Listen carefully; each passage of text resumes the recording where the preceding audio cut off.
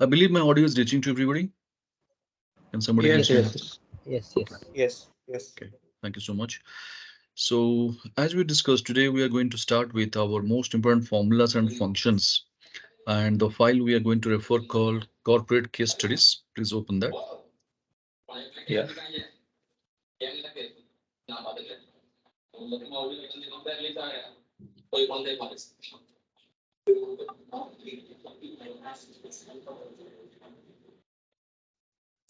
So, if you go to the sheet tab, you can find there is a sheet name called lookup. Yeah. So, kindly open that. Yeah. I have all open. Right. So, kindly confirm everybody that you have got the same worksheet open in front of your screen. Yes. Why for yes quickly? Yeah. Yeah.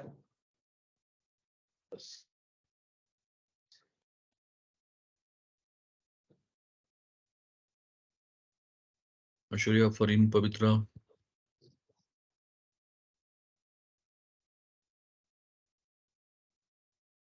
Okay. Vignesh, what's the status?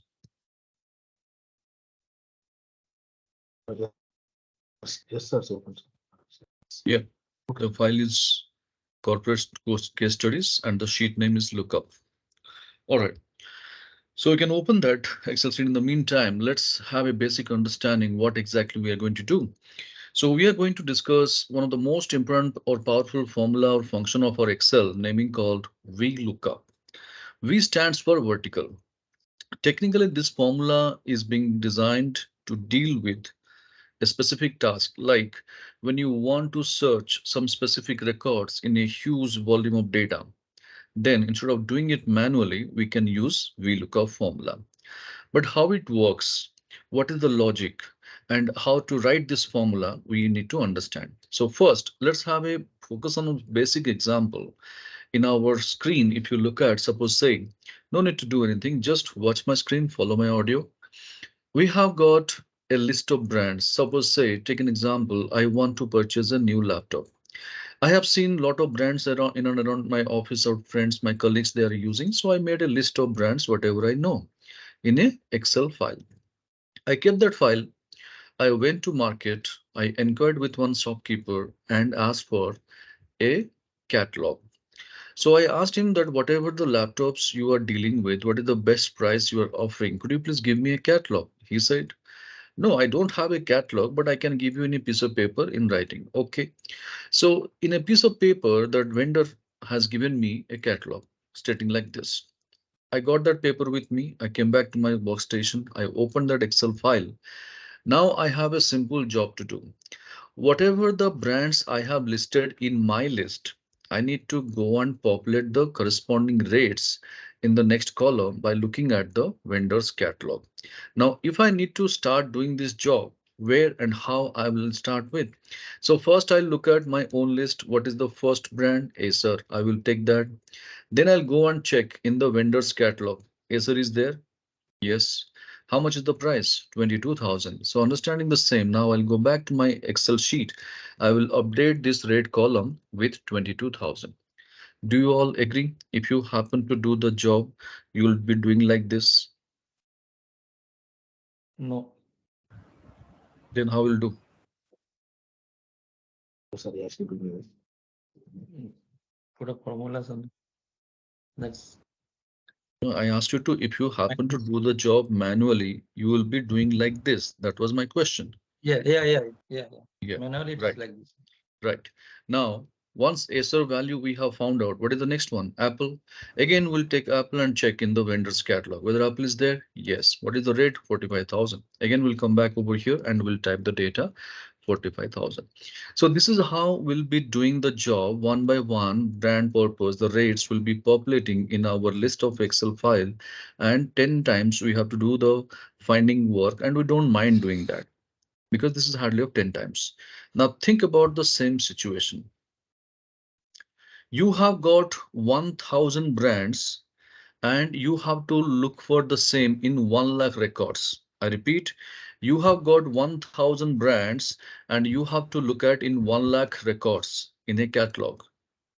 Can you do the same job by 1000 times doing that control F, control F, control F like this? 1000 times control F and getting the data populated over here. Do you think that it's a great idea? Or can you afford that much of time? So No, this is sir. the place where people, instead of doing the job manually, if you are working with Excel, will be taking the help of our VLOOKUP formula. All right. So what VLOOKUP does, hope you got an idea.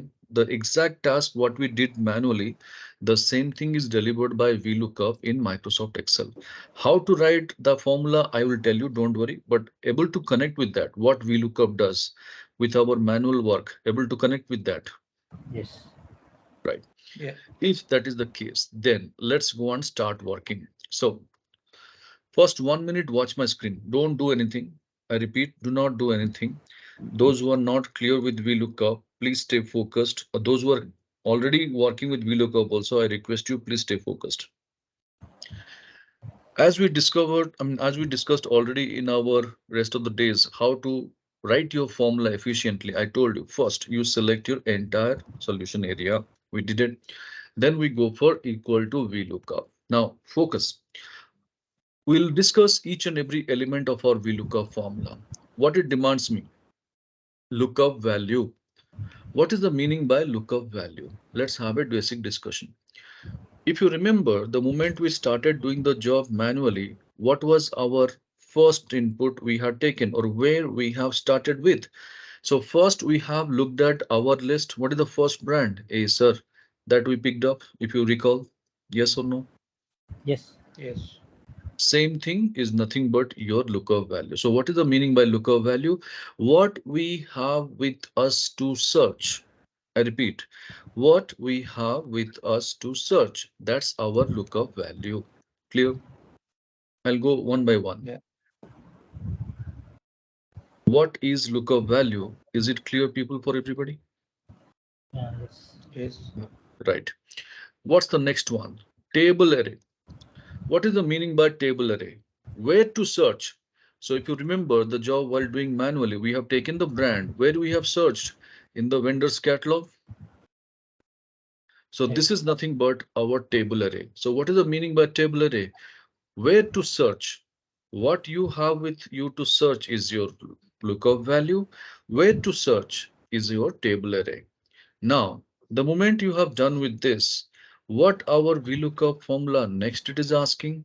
Column index number, COL stands for column. Column index number. Why VLOOKUP is asking column index number? While doing the job manually, we never discuss anything like this. Well, that's a good question. Keep it on hold. Take one step back. Just see. Try to watch closely. The moment we took up this lookup value, it has changed the font color as blue color. And the same color is applied as a border area to that cell. Can you see? Yes. And when you go Yes. to table array, it has immediately changed the font color to maroon. And the same color, it has been applied as a border to that area. Right? Now, Yes. why Yes. VLOOKUP is doing this kind of setup? What is the reason of changing the colors and defining this like this? It is easy to understand. It is making our job easy to understand. What? Now, the moment you have taken this table array, how many columns you have to read. So how do you read your data in Excel? Left to right or right to left? Right to left. No, no, no, no. Left No, to sorry. right. Left to right. Always we start from our left, then we proceed towards right, isn't it? Yeah. So in this border Yeah. area, what is the leftmost column you have? Brand. Brand. So brand is the column number 1. Now what is the next Yeah. column? Right. Right. Rate is the column number 2.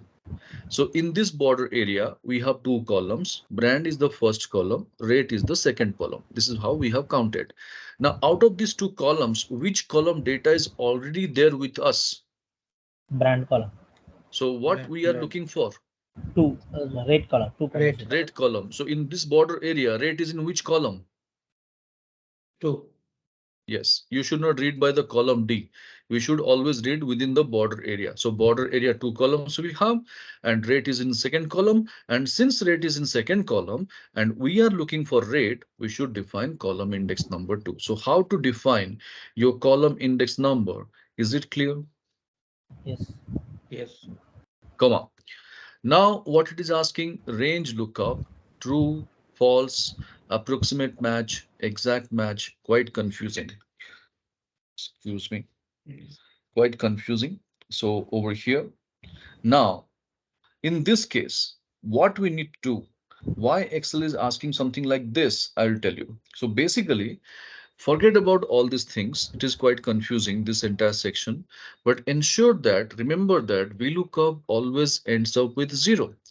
Now, what is the significance of typing zero? Let's have a discussion. See, the moment you go for zero is nothing but one-to-one match or exact match. Now, what exactly has to be matched one-to-one? Like your lookup value. So what is my lookup value? Acer. What is the spelling of Acer? A-C-E-R. If I am going and checking in the vendor's catalog, and if it is containing ACER exactly, then corresponding rate column, it will be populating the value, the column index number. So this is called our one-to-one match or exact match. So here, if R is missing or here E is missing and it is not going to happen one-to-one match, then even though column index number two I have given, it is not going to pick the rate. So that's what we end up with our zero. That is nothing but our one-to-one match or exact match. Now formula is ready. Only with one cell need to apply for rest. What is the shortcut? Control Control enter. enter. Control enter. The moment we go for control enter, you could see certain cases like Dell, Samsung, Toshiba, it doesn't pick up the value. All right. Why is it like this? Is it not there in the brand column? All are there. Then why is such kind of discrimination over here with regard to all these three product particular brands? Let's go and check it out. We'll go to the del value, and if you go and check the formula, what happens? When you copy this formula L. towards down, can you see the border area starts moving down? Yes. If you go to Samsung, it goes even further down. So though I am looking for Acer or I am looking for Toshiba, it has to always search starting from brand ending up with 45,000. It should not go beyond this, isn't it?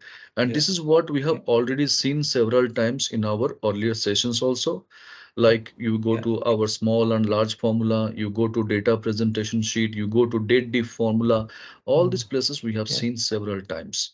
So now what we need to do, selecting the entire solution array, which is creating a trouble, the border area starting from B3 to, C3 to D14 to D13. So this border area should be locked. So how to lock it? We know F4. F4. F4. Right. If it is not your direct key, you have to go for function F4. That is the only difference. But formula is rectified only with one cell. Need to apply for rest. Control enter and see the beauty. With immediate effect, you could see our VLOOKUP. Even though I have got 1000 entries, I can get my data populated if the data is available in the next source. So please give a try and check your VLOOKUP is working for you. Any doubt, any queries, do let me know. If it is clear, drop me a message in the chat box. Y for yes.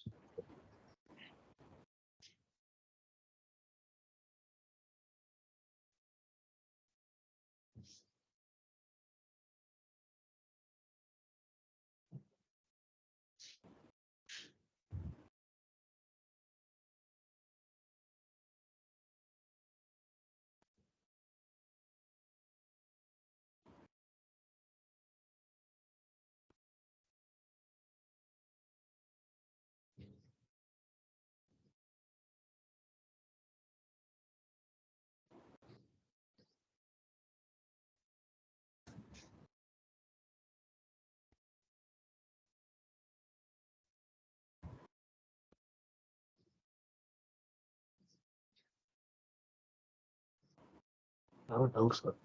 Yeah. Hello? Yes, It's tell me. regarding the last thing, zero, sir. They're Yeah. asking what is the meaning of it exactly? They're asking true or false or something.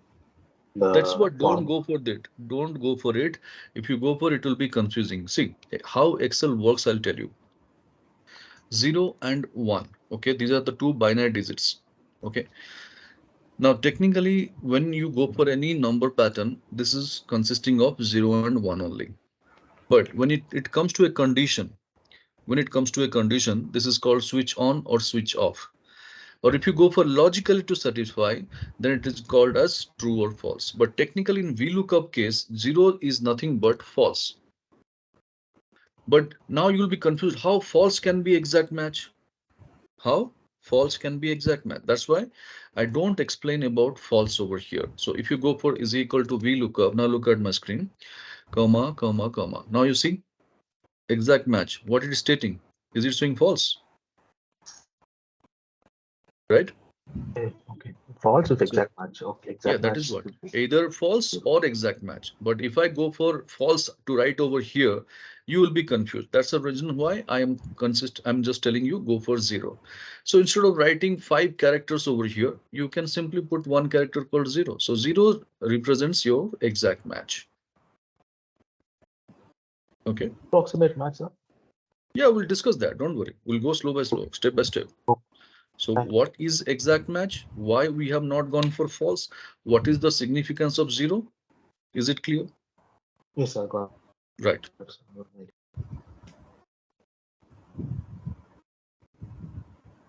All right. So can I take that? Everybody is clear with our VLOOKUP formula? Pramod, what is the status? Doing the same. Okay. Okay.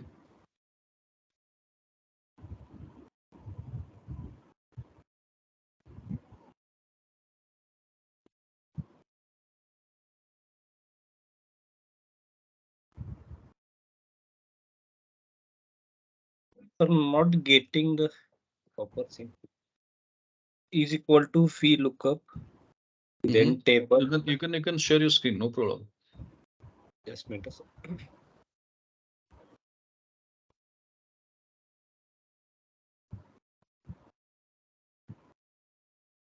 All right.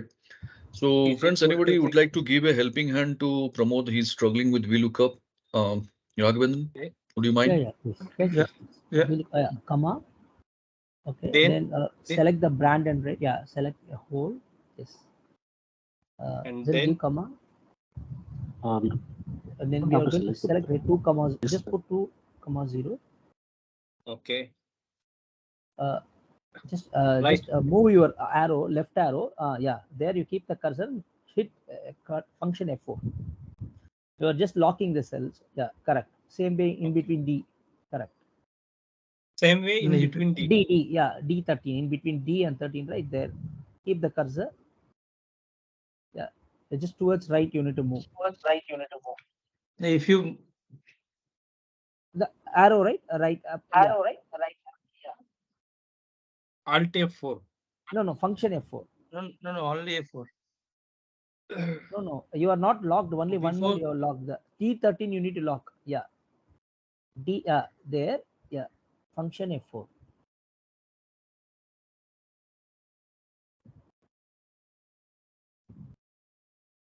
Okay. Yeah. Enter. Yeah. You need to select the like you can drag. Yes. Yeah. Before putting the formula, we need to select all these. Yes, cells, yes. You need to select, but you and can then do we need this to way put the also. formula. Whichever it's Yeah. convenient, you can. And do. for the Yeah. F4, you can put a cursor in between C and D and Yes. straight away function F4. Yeah, Okay. you're just locking. Yeah, you're just locking. It's okay now, no? No, it's perfect. Yeah, fine. Okay. No, it's not about okay, Pramod. Have you understood what is VLOOKUP Yeah, formula? How to write? yeah. We Okay, are that's getting clear. this. I understood. Okay, that's what. Yes. No problem.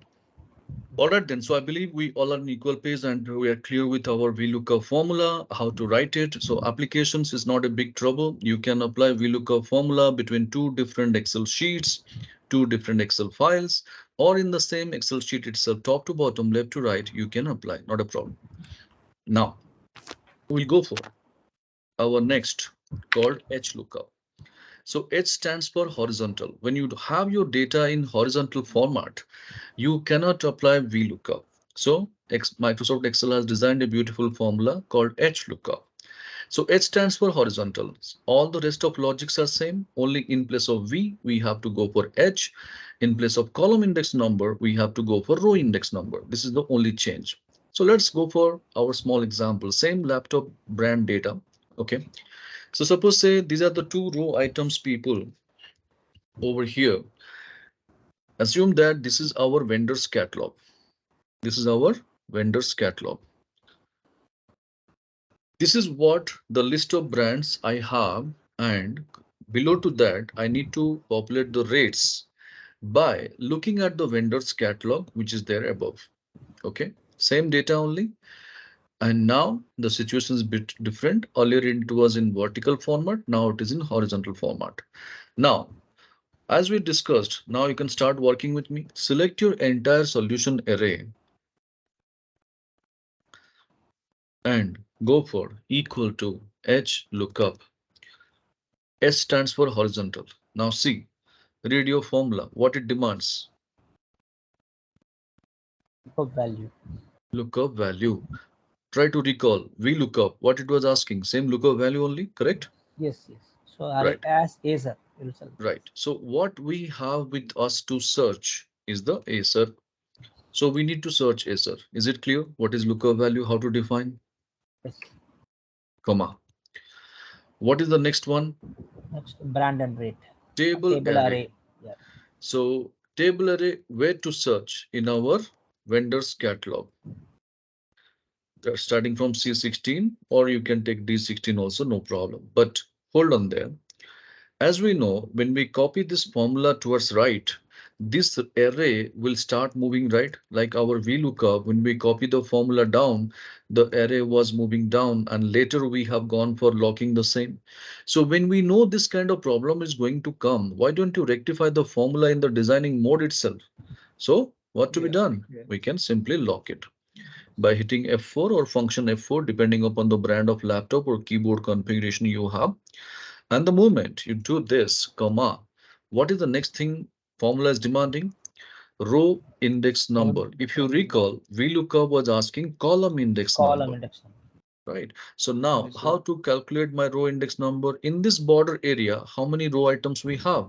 Second row. Yeah. Two brand and We rate. have got two rows. And how you read your data when you have the data in row format, how you read your data? Top to bottom? Top to bottom, always you read, right? So my topmost row is in the border area is the brand. Then that should be row number one. Then rate, row number two. So out of these two row items, already brand is there with me and I am looking for the rate. So rate is in which row? Two. Second row. So we should go and give it as two. You should not read by the row header 16 or 17. Don't go for that. You have to always confine your area of operations to the border area. And then comma, like VLOOKUP, it is also asking range lookup, true, false, and all those things. And as we discussed already in VLOOKUP, how it ends up with VLOOKUP, how it ends up 0. 2, 0. So Yeah. 0 is nothing but significance of 0 is nothing but exact match or one-to-one match. Bracket close, formula is ready only for a cell. As we know, we need to apply for the entire range. Shortcut, control, enter. So we got our answer for H lookup as well, people. So this is how, whenever there is a need, you can apply a horizontal lookup of your formula if your data is in horizontal format. So now, what is VLOOKUP? What is H lookup? Is it clear? Any questions? Please ask. Clear.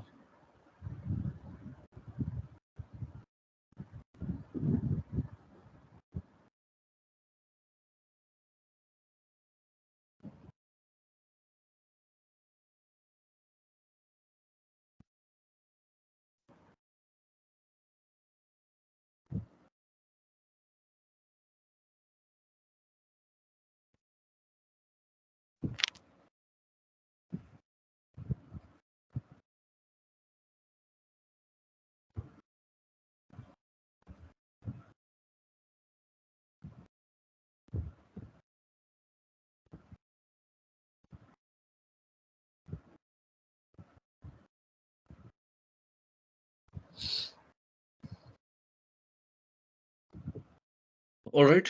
So VLOOKUP and HLOOKUP, both the things are working. Yes. Yes.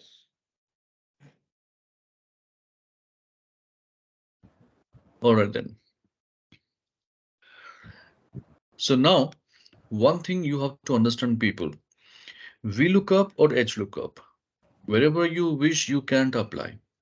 There are certain rules you need to follow for application of our VLOOKUP or HLOOKUP. That is very, very essential to know.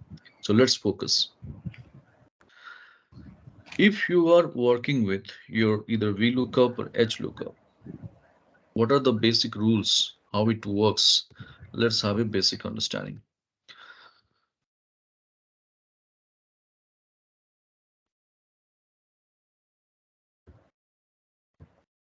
VLOOKUP.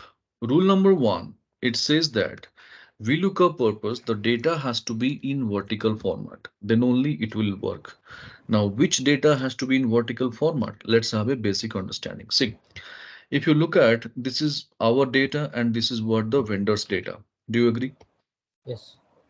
Now, out of these two, which data has to be in vertical format? The vendor's data, the master list or the parent data, anything you name it, this data has to be in vertical format. Then only VLOOKUP will work. So this is what the basic rule. Now, similarly, HLOOKUP purpose, it says that the data has to be in horizontal format, then only it will help you. So what is the meaning by horizontal format again? Like again, our vendors data, whatever we have over here, this data has to be in vertical, in horizontal format. So is it there in row format? Yes, that's why we could calculate our HLOOKUP over here. So this is what our first rule, that for VLOOKUP and HLOOKUP purpose, how the data structure has to be. Is it clear, the first rule? Yes.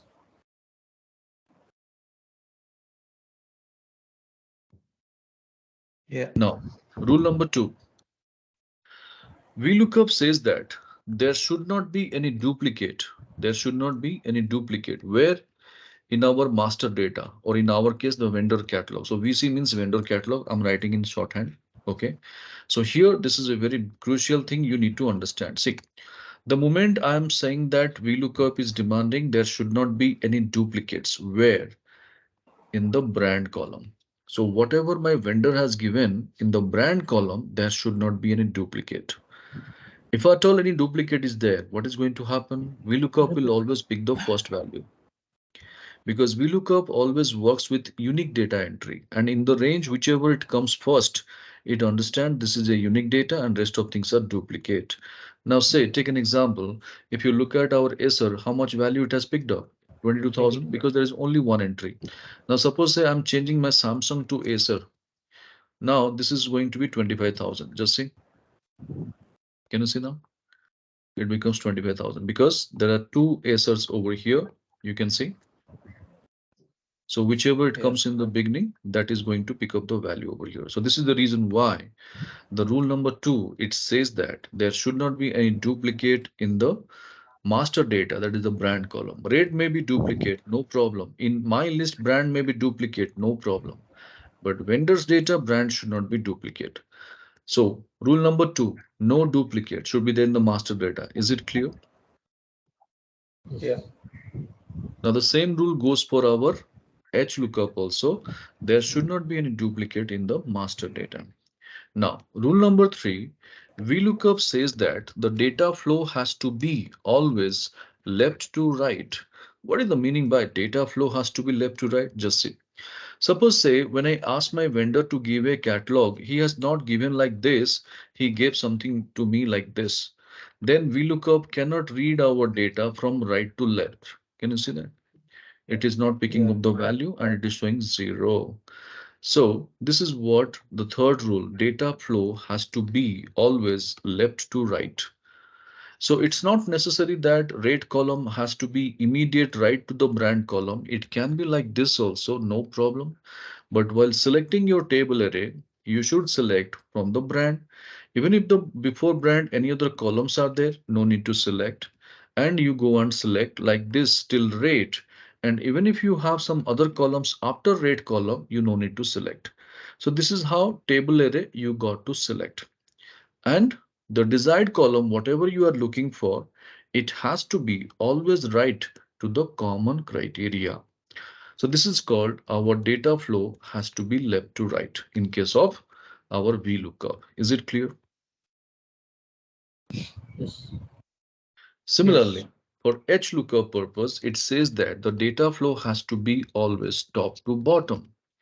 What does it mean? Like, say, the moment you go for our vendor's catalog, suppose the vendor has given the catalog something like this, then HLOOKUP cannot read your data from bottom to top. It cannot read the data.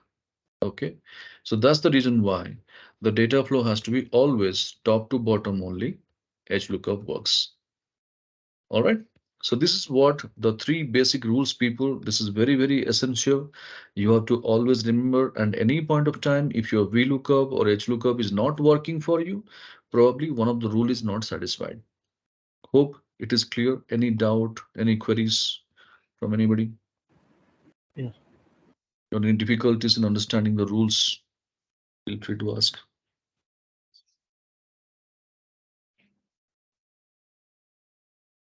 Uh, Prabhas, that is okay. Just I want to ask you that if I have a very large table, so in Mhm. that case, putting the number of the column, because for example, if I have the uh, mm, like 20 or 25 columns, so I need to uh, like count the all the columns. So No, no, no, no, instead no. of You doing don't need this, to. You can I don't need put the to. column number? No, no, no, not necessary. Not necessary. See, you don't need to count the columns also. I'll tell you how you are supposed to write your formula itself. See, the moment I go for equal to VLOOKUP, look at my formula. I'll be taking the lookup Yeah, value. Suppose the moment I go yeah, and start, the moment I go and start, see, just look at the pointer in the bottom right corner. Okay. So when I start yeah, counting, can you see how many rows and how many columns it is displaying? yeah, yeah, three. So I'm One right row, now three columns. one row, three columns. So the moment I keep searching the columns or selecting the data, how many rows and how many Okay, columns I'm taking, it is showing the result. So now I have to stop. okay, Which column data I am looking for is in the red, suppose. So when I go for brand and I'm searching like this, so where is my desired yeah, column? two. So you don't need to remember. This Oh, is the only thing you have okay, to just read the data and then start furnishing column two. Over here, automatically it will be populating. okay, okay, So you don't need to remember or count the number, or you need to define the column number over there. Not necessary at all, okay, okay, okay. right?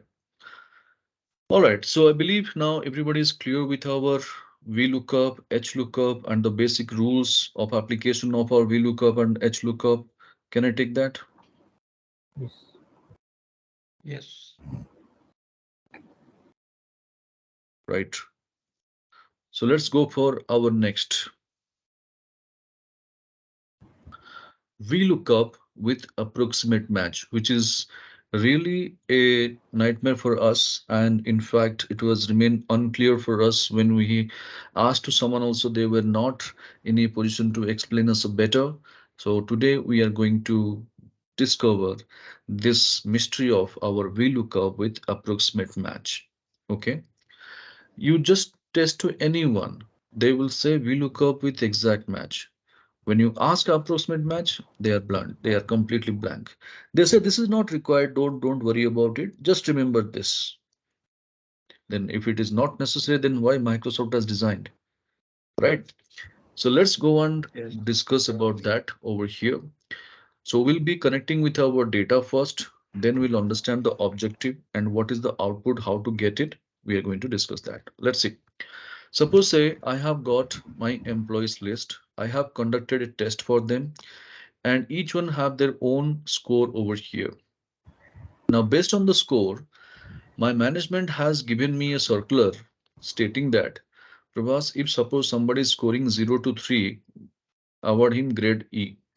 If it is 3.1 to 3.5, grade D. Like that, it is a predefined circular given by the management, and I need to fill a grade column depending upon the score. So let's go for a sample data. 3.5. What should be the grade I should award? D. Grade D. If it D. is 3.9, C. C. C. So like that, I have to fill all the gradings by looking at my management circular. Okay. Now, if I need to do the same job, how will I do that? Or if you were in my place, what will be your first move? How will you deal with the same?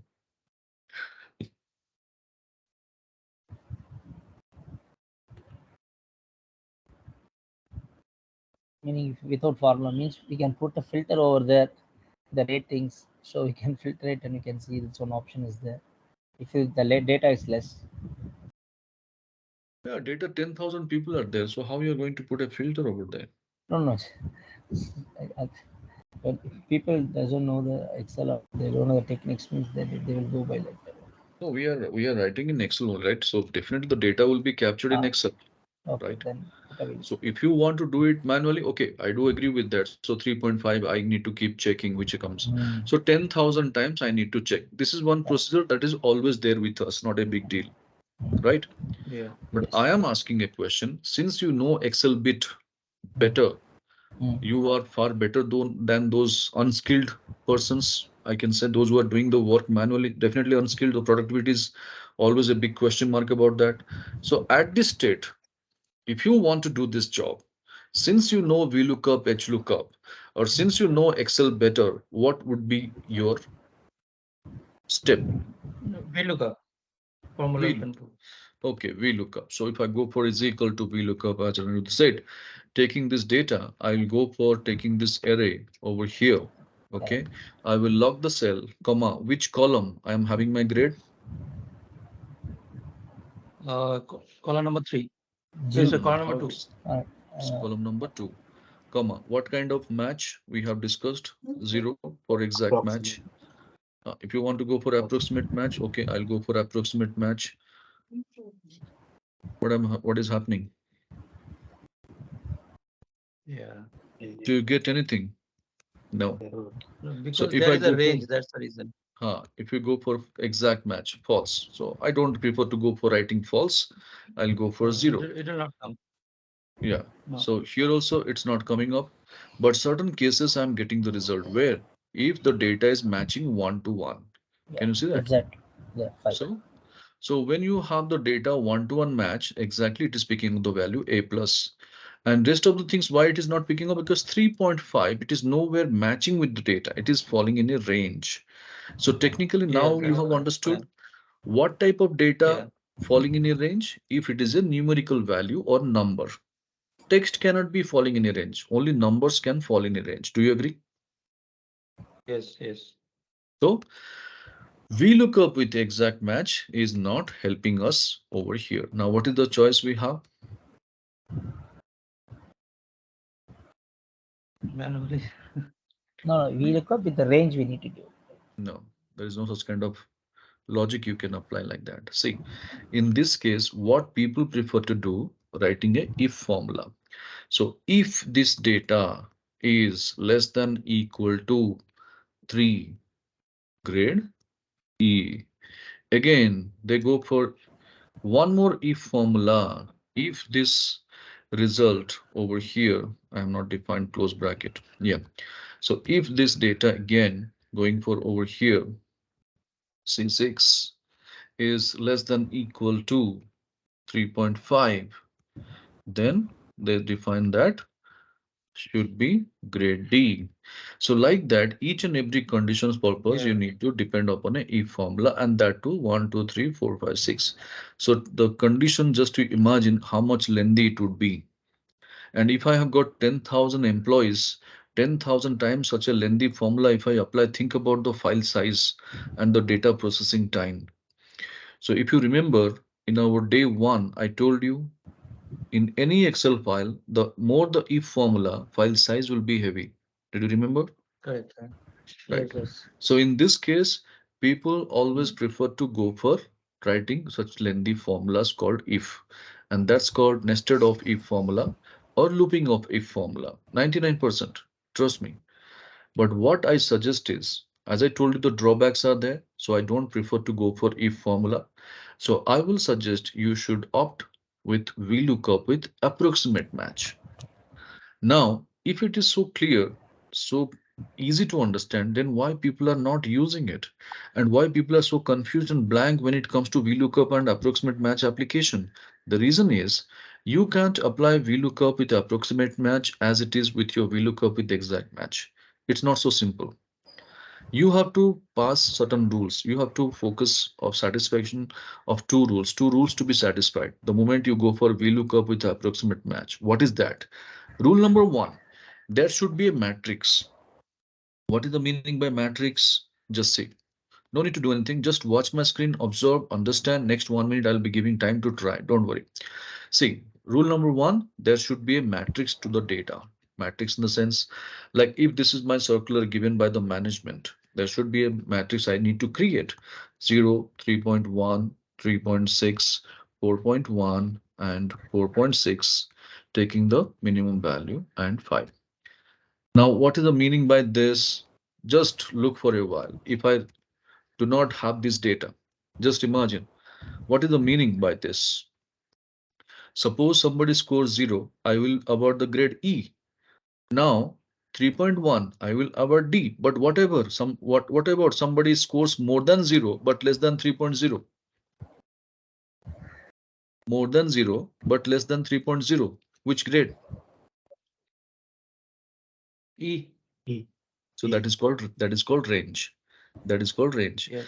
And this is what Yeah. nothing but your theory for this matrix to understand. So if suppose somebody is scoring 0, that is also E. Up to 3.0, it is E only. So even though the data is having one-to-one match or exact match, result will become, even if it is not having one-to-one match, if it is falling in a range, still the data will be populated. That is called our approximate match. Now, approximate match can be applied only in case of numbers because numbers only can fall in a range. Okay, this is our rule number one. There must be a matrix. Hope it is clear. Yeah. Now, rule number two, the data must be sorted. The matrix, whatever we are creating, it has to be sorted. Yes, it is sorted starting from 0, ending with 5. So we have in smallest to largest order, not a problem. Now, having said this, see the beauty.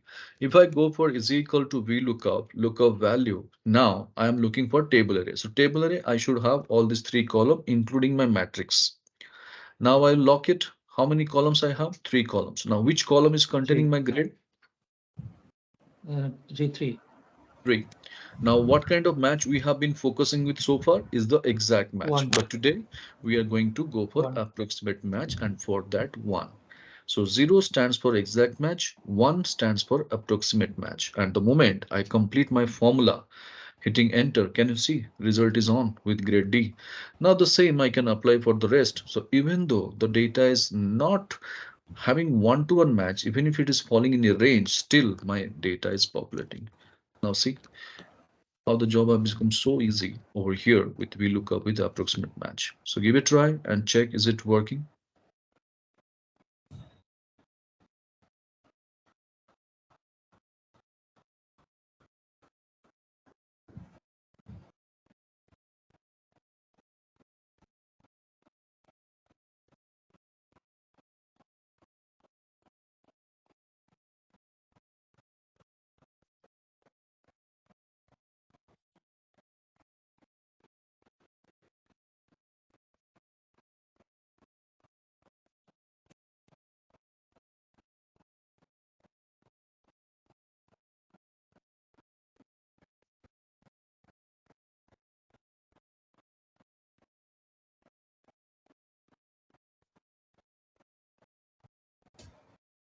It's okay. Yeah, it's working. Yeah. Right.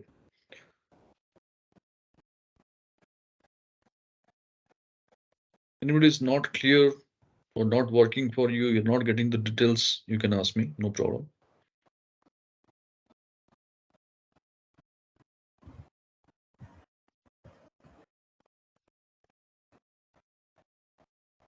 The range is like no rating range around 100 rating ranges. Sorry, I'm And not clear. we'll have to create a matrix. Suppose we have a rating range around 15 or 20 or maybe 100 rating ranges. 100 And rating will each see. mentioning the grade. No. Vignesh. See, think about some practical, cases over here. You will never have a rating of 100 cases in any corporates wherever you are working. If Yeah, you Maybe ask me, I 20 or can. 10. Yeah, if you can ask me, I will help you out. When you go for a incentive slab, discount slab, or income tax calculation slab, hardly how many variables you have? Max to max 10. Max to max Yes. Yeah. 10. We don't go Okay. beyond that. So, I mean, we can create 10 row items, we can create, right? That much of time we can afford to make our job easy. Rather writing a Okay. lengthy if formula, if I can create of 10 row items in this format, I can get my job done, right? Yes, sir. Now, to I got answer it. your question precisely, if you believe, no, Prabhas, in my organizations, I am dealing with 100 parameters, then of course you have to create 100 parameters. There is no other options for this because that is mandatory. This matrix is mandatory. Okay. So you can use Flash to fill, sir. Sorry. Flash drill. You can use Flash drill for filling, sir. Yeah, you can use flash fill. That's not a problem. Since we have got the story already on, you can use flash fill. Suppose this is missing, then you have to manually type that only. You can't create it, Okay. right? Okay. So Okay. this is for your understanding. I have created already. That's why you Okay. can use flash fill over here, only taking the first input, whatever the values, you can bring it. Not a problem. I'm good. I'm glad you connect with that.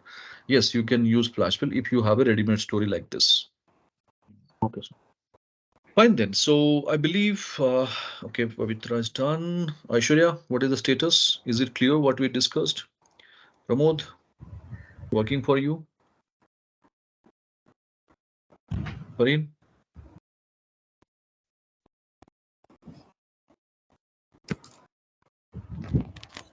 Raghavendra, Yes, yes, what status? yes, it's done.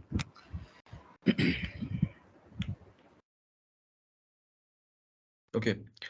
So we look up with exact match, we look up with approximate match, where to use, we got a clarity and taking the live data, keep practicing about the same people. As I told you, different scenarios, like when you have the slab of discount, incentive, income tax slab, or if you have got some ratings to be declared from the HR front, if you're talking about all these places, you can make use of this kind of formula. And trust me, if you go and explain someone this formula, he will be very happy, he will be very thankful to you, but people are not using it because they are not clear with the fundamentals first of all. Okay, coming to the Yeah, next. exactly. Yes, coming to the next, the sheet name is called advanced lookup. So now we are going to discuss one more level up, like when you have our lookup value matched, then if you are looking for multiple entries, how to get that. Take a look. Suppose say my boss asked me, Prabhas, get me the entire employee related information. So I gave my respective T code in my SAP and I could generate near about 10,000 records. It comes in this format. What is that? Like employee ID is there, name is available, department they belong to, position they hold, and salary they draw. Complete picture. Now, when I showed this data to my boss, he's not happy. What he's telling me, Prabhas, this data is of no use for me. Do one thing, create a template for me in such a way so that whenever I go and type any of the employee ID, my details of that particular employee should be available. So take a sample case. ID 004. Who is that person? Mr. D. Mr. D. Oh, Mr. sorry, Manager. D. Prabhas, I Should just come. missed it. Can you Manager. Yeah, who has missed it? What I couldn't get exactly. no, just last sentence what you said that you asked Yeah, something? yeah. This is what the data you have when you download from your Yeah. SAP or ERP. Boss is Yeah, yeah. expecting that you should create a template for him in such a way, whenever he goes and types any of the employee ID, the corresponding details of that ID should be available. Okay, got it. Like say, for example, ID 004, name is Mr. D, should be available over here. Then department legal should come over here. Position manager Okay. should come over here and salary 2000 should come over here. Now, if this is the case, how to deal with, how to get the entire data? Anybody? H lookup, can you put it? H lookup, how you can apply. So that is what the problem. The first problem is, Okay, yeah, so should I horizontally go for this data. should I go for VLOOKUP or H lookup? That is the first question. Yeah. So you are telling me that you should go for H lookup. Why? How did you take a call that you should go for H lookup? because it's It's not horizontal. possible because it's Which one is We horizontal? Which one VLOOKUP is only possible. horizontal? Everything is a vertical, right? Right. So as I told you, the ground rules, data must be in vertical format. Let's start with first VLOOKUP. Data must be in vertical format. Is it there? Here, Yes. my Yeah. employee ID is there over here in one cell. Now, if my boss is looking for further more employee details, he will keep on typing in one column only. Do you agree? Yes. yes, Yes. yes. And in our master data, employee ID is there in a vertical format or is it there in a horizontal format? Vertical. Vertical format. So my data is ready for VLOOKUP, not for HLOOKUP, right? Okay.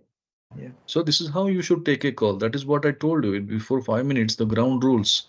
Why did I say all these things? This is how the Okay. approach Yeah. has to be.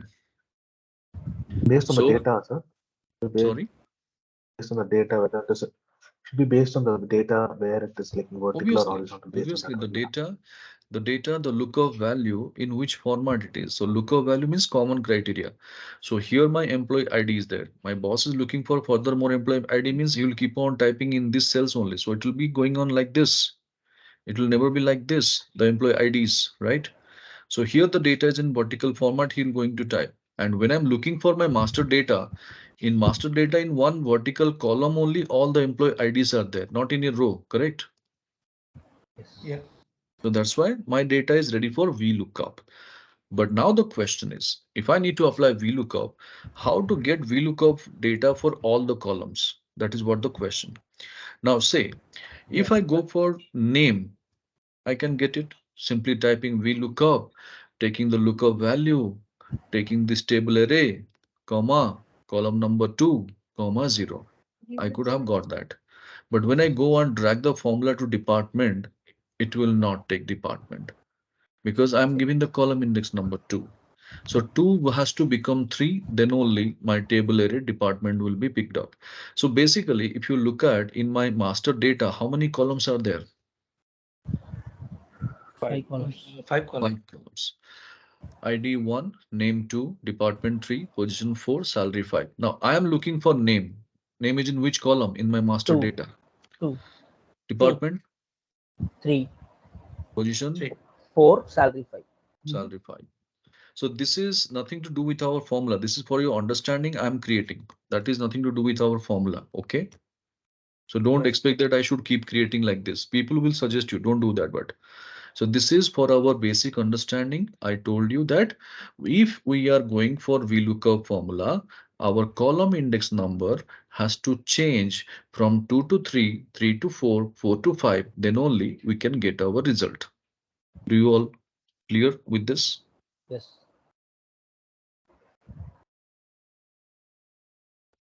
But VLOOKUP column index number automatically doesn't change the values. So now rather typing the values manually one by one column cells over here and changing the formula, how to do it with one go? That is what our question. Okay. So here, what we can do first 1 minute, watch my screen, observe what I'm doing, understand. Then next 1 minute, I'll be giving time to try. Don't worry. So first watch my screen. Okay. As I told you, we'll first select our entire solution array equal to VLOOKUP, vertical lookup. It demands me lookup value. So lookup value is my employee ID. Do you all agree? Yes. Yes. Don't try now. Don't try now. As I'm saying, please observe and understand what I am doing and understand each and every element. Make it clear. So lookup value is my employee ID, A11. Is it clear? Correct. Yes. Right.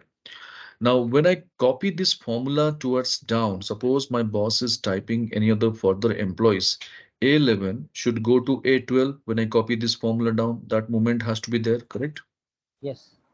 Yeah. But when I copy this formula towards right, A11 should not go to B11. Do you agree? Yes. Yeah. So A11 should not go to B11, but A11 should go to A12. So which one to be locked and which one to remain free? A 11 A should should be locked. A should be be locked. locked and 11 Right. should A should be locked, 11 should be free. So what is that setup we call? Column constant. And to make it column Yeah. constant, F4 thrice. We have already discussed in deadlift Yes. formula. Yes. Yeah. Right. So do that is what I'll do. Now, comma, table array. What is the data we are looking for? So I am looking for lookup value. So lookup value where it starts with, that should be my first column. And what I need, name, department, position, salary. So I need to select everything. Do you all agree? Yes. Yes. Now, this range should not move down or move right. So for that, we should go for F4 once.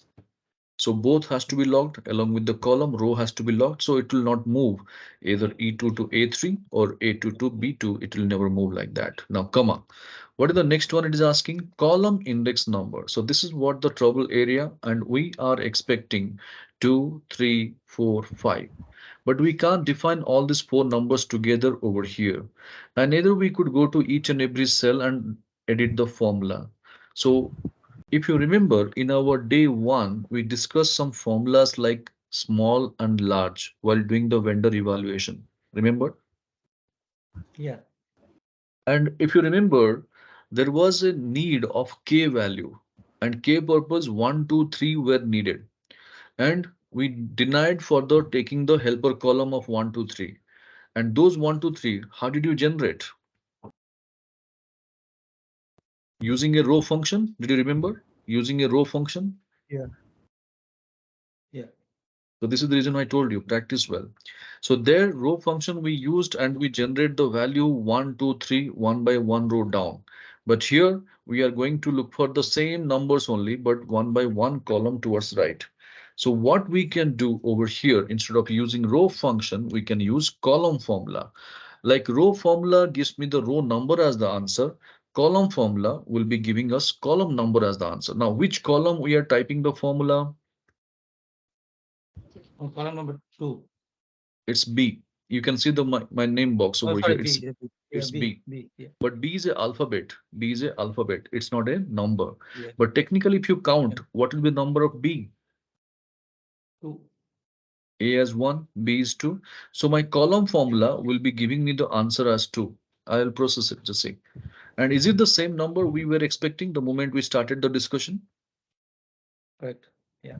So now this number, the column formula, whatever it is going to return, that will become my column index number for VLOOKUP formula.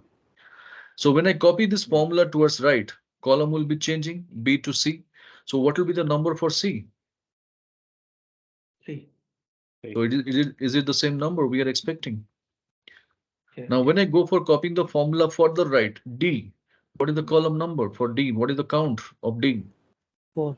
4. 4. Is it the same number we are expecting? Right.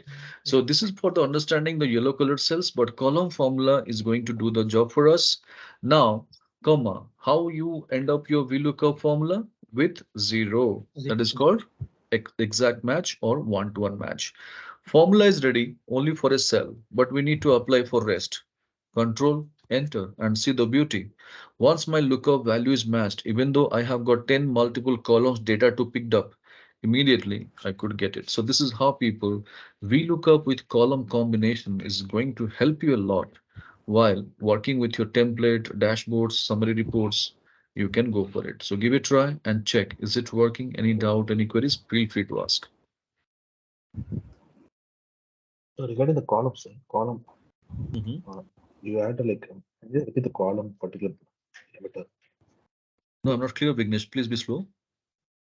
Can you repeat the column? Why you put column in a bracket? Okay, why I put column? Now see, if I am selecting a column, which column I am operating? B or up B, to yeah.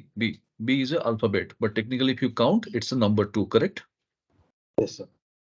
Now, before starting the formula, did you remember we discussed something that if I'm going for VLOOKUP, if I'm looking for name, my column index number has to be 2, correct? Yes.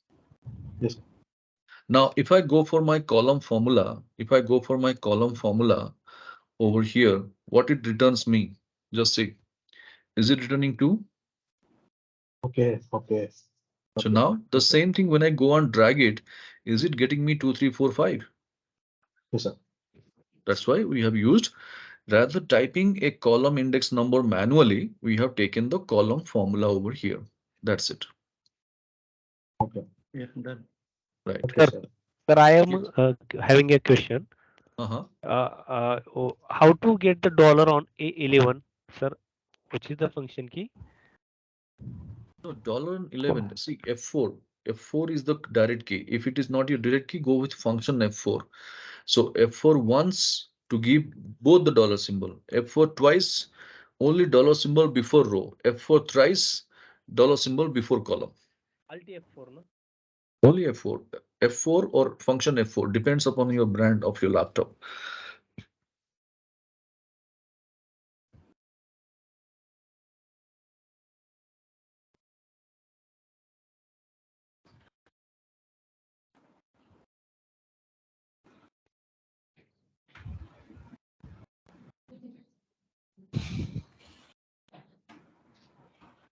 Yes, Pramod, is it working?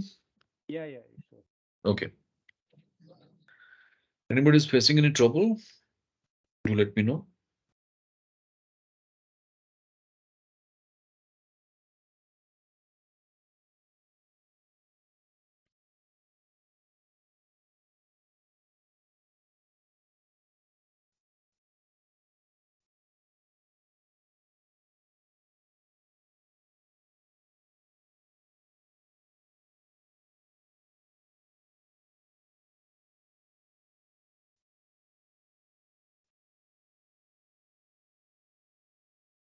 So scenario one, whatever we discussed, is it working? Can I take the confirmation? Yes, yes, it is working. Yes. And that one actually, I just told you that this column function. So that Mhm. is one actually. The previous one I asked you that one, but it is working in this formula actually. Yeah, Right. Now, yeah. the moment we have done with this, let us go for the same situation for one more time to analyze. Now think about it. No need to do anything, just watch my screen. Ideally, whenever we go for a template, do you believe that I can create a sample data like this and I can send my template to someone else? So take an example. This is our friend Raghavendran is preparing the template and he's sending to Anirudh. Do you feel that Raghavendran can create a sample data like this and send it across? So template, ideally, it always remain blank. Do you agree? Yes. Whenever you receive the forms and all, do you see a form pre-filled with something? No. It has always remained blank, having some drop downs or something, some kind of checkbox or some kind of slack button or a cursor or some slider bar, something would be there to select, correct? Yes. So similarly, in this format, in this template, go to your employee ID, okay? Delete that cell A11, keep your cursor and delete. What happens? Can you see on your screen? Is it throwing some error called hash NA?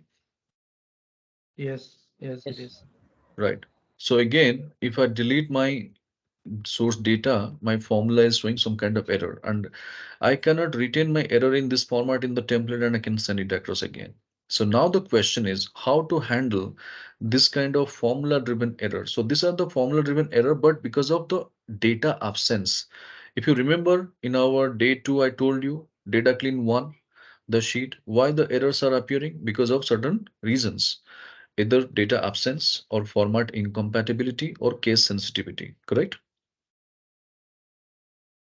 Day two, data clean one, the exercise name. We had hash NA, hash reference, hash division. We replaced everything with NA. Wherever the blanks were there, we replaced with nil. Did you remember? Yes. We did all Yes. these Control things. G. Yeah. In Control G, Right, we Yes, give a yes, yes. special advancement. Yeah. right, absolutely. So there, now the question is, if this kind of errors comes across or you are getting in front of you, then how to deal with the same? So basically, in that case, there was a text-driven error, but now we have a formula-driven error. So what we can do, just 1 minute, watch my screen. I will go and select my formula. To handle the formula-driven errors, I'll go for typing another formula called if error. Now kindly look at my screen. How this works, I'll tell you. In the formula bar, if you look at my screen, first, VLOOKUP formula will be processed by Excel. Though I have written everything like this, but first Excel will going to process VLOOKUP formula. That is step one. And if at all VLOOKUP is going to return the answer some error, then step two, if error formula will be applied. So this is how it works. Though if error is the beginning, but that is not going to execute it first. First VLOOKUP formula will be processed. So hope you got a basic understanding when you write nested formulas, how the formula process actually. Yes, yes. Right. Now, the moment we go for this, since we have already declared if error, then after VLOOKUP, I'll keep my cursor. What I am expecting in place of those errors, so those NA cases, what I'm expecting that also needs to be declared. So what I'm expecting, if I'm looking for zero, nil, hyphen, not available, not applicable, whatever, I can write within two double inverted quotes. But since we are working in a template, I told you in day one, in template, how it's supposed to be, should be a blank cell, should be a blank cell, and blank cell purpose, two immediate double inverted quotes. And once I define the same, formula is ready only for a cell, but we need to apply for rest. Control Enter. So now see, as long as there is no data, my formula remains silent. But whenever I go and type any of the data out of this, immediately this will populate the result. So this is called, people, if error is the formula can be combined with any formula and handle your formula driven errors. So give it a try and check it out.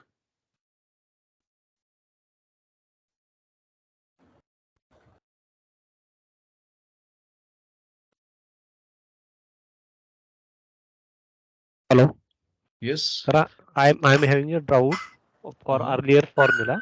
Can I share Uh-huh. the screen, sir? Yeah, then why didn't you to tell me there itself?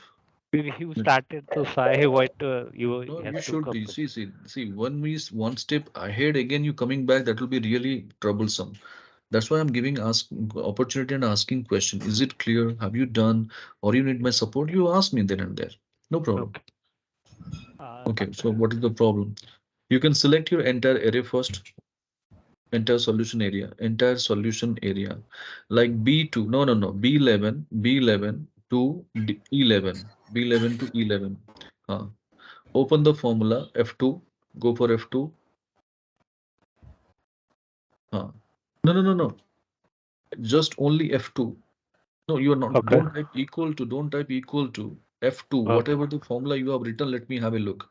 Okay. F, just press the F2 button. In the top row, F2 is there. Yeah. Yeah. What is Huh. Now, A11 you have locked. Yeah, everything is fine. Only thing is you have to go for,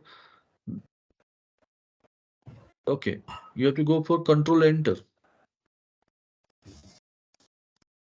Control Enter, you got it. Right. Now again you select delete A11, delete A11. It is throwing error. Now select again those cells, whatever the formula you have written, those cells, F2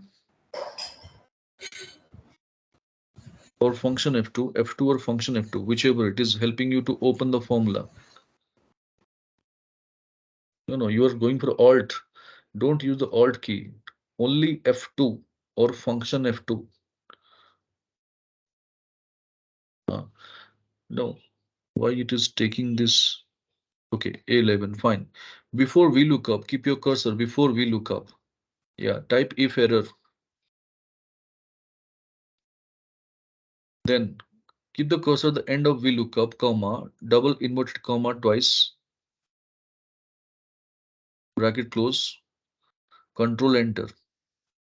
You have gone for enter. That's what you are not practicing well, Pramod. I told you several times. Go for that. Again, F2.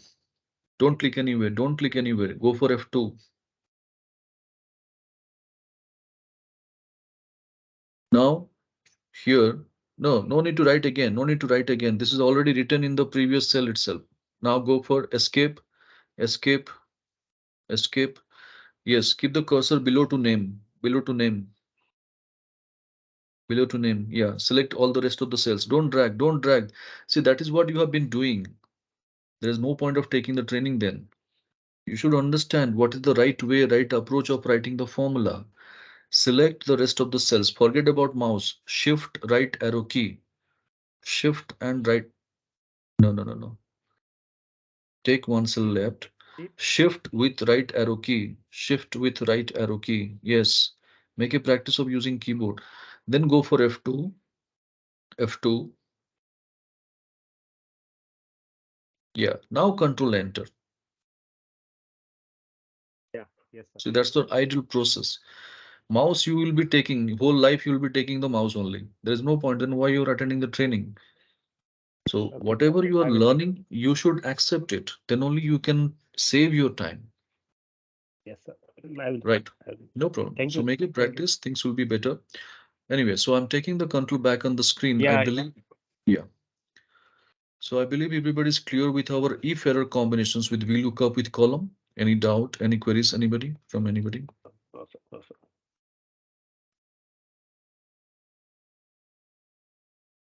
All right. So situation one, we have done with this. Now, just have a look at my screen, people. Understand what I'm trying to say. Let us go and analyze the same situation for one more time. Now, suppose say, no need to do anything, just watch my screen.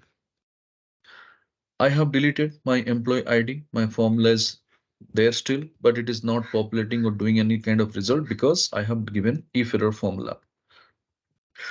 Now, suppose say this is what I have template created and I have given it to my boss.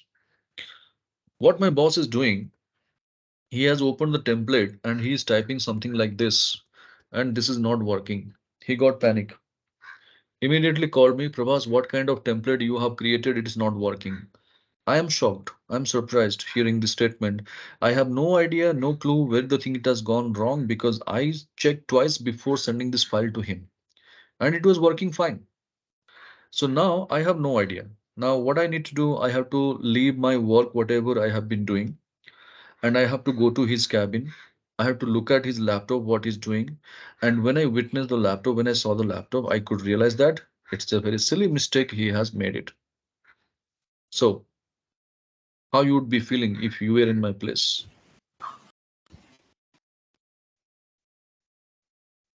Exhausted. Yes. Raghavendra, if your boss is doing a silly mistake, how you would be feeling? You can't able to tell in front of him, but some Obviously, icon but is missing. yes, that is Some what. icon is missing. Exhausted feeling. Yeah, lot of frustrations, anger, annoyed, Yeah. disappointment. What kind of boss I am having? He's not doing a simple job, typing job also properly. Well, no doubt, Yeah. this kind of feeling we are having, but we are unable to express. We are helpless. We know that very well. No need to speak much on that. But the thing is, I left my work in the halfway. I went to his cabin. I just found all these things. Then I have rectified his mistake. The time, whatever I spent, it's a waste of time. Do you agree? Yeah. Yes. Yes. But who is the reason behind it? Is it the mistake of my Boss. boss or is it the mistake of mine? Boss is always right. You can't blame your Tech boss at any point of time. technically, That is the yeah. that is Technically, the that is the corporate truth. You can't blame your boss at any point of time. So if you ask me, I would say yes, it's my mistake only because who has given that opportunity to commit that mistake to my boss? me. It's Awesome. me. It's Yeah, me, even right? Yeah. evenly. So Yeah. that's the reason why it's my mistake. So what you have understood from the entire story is whenever you are designing a template, people don't give the options to type the data. Always give a options to select the data. Then only your errors can be minimized or you can prevent the errors to Yeah. happen also. So now what you are going to do now, let's go for it. Keep your cursor in A11 cell, kindly delete that cell.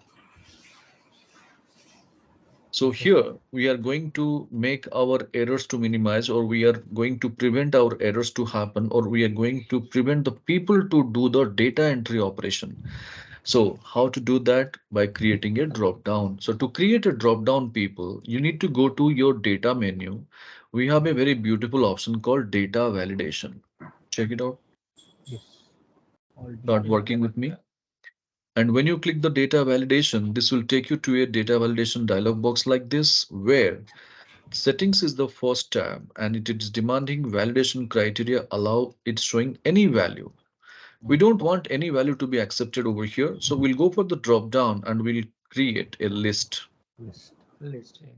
So when you go to the list, you can notice it will be opening up with a source box. And this is demanding to create that list. Where is your data? So data is in my master data A3 to A7. Master data A3 to A7. So that will be forming part of my list range automatically. And the moment you click OK, a drop down is ready. Can you see that? Yeah. And now my boss will be having a simple job. He has to select a particular employee ID, details will be available. So he will love to do that because I am doing his job efforts minimized over here. I'm not asking him to type anything more, isn't it? So this is how people you can connect all the time a formula to a drop down over here. So just check it out. Your drop down list is working. Yeah, it's working. Right. Can you repeat the drop down, sir? Yep. You can go to keeping the cursor in A11, going to data, data validation over here. And when you go to the data validation, it will be asking settings validation criteria allow it is showing any value. So you go for the drop down and choose list. And when you go and choose list, it will open with a source box. And in those source box, you can click and select your A3 to A7 cell reference because that is the list of employee IDs over here. And I want to create a drop down for that range. And then go and click OK. You will be finding a drop down will be ready. And whenever you select any drop down variables, automatically the data will be populated. Now, suppose say my boss did not listen to him. I mean, if whatever the instruction I have given, he has not listened to that, and he is always in his own role. So when he goes and types something over here, Excel will give a slap, isn't it? Read the instructions. Don't approach without reading the instructions, isn't it? So he'll understand immediately, and he'll go and type this on this particular point. He will click, and now he will be getting the things ready. So this is how people we have understood our situation one, how to handle with. Any doubt, any queries? Sir, how to get the source? I blocked the list and then source is not getting on the this thing. No, no, you will not get that. Keep the cursor in A11, Keep just going I to will share. I will share. share the screen, no problem.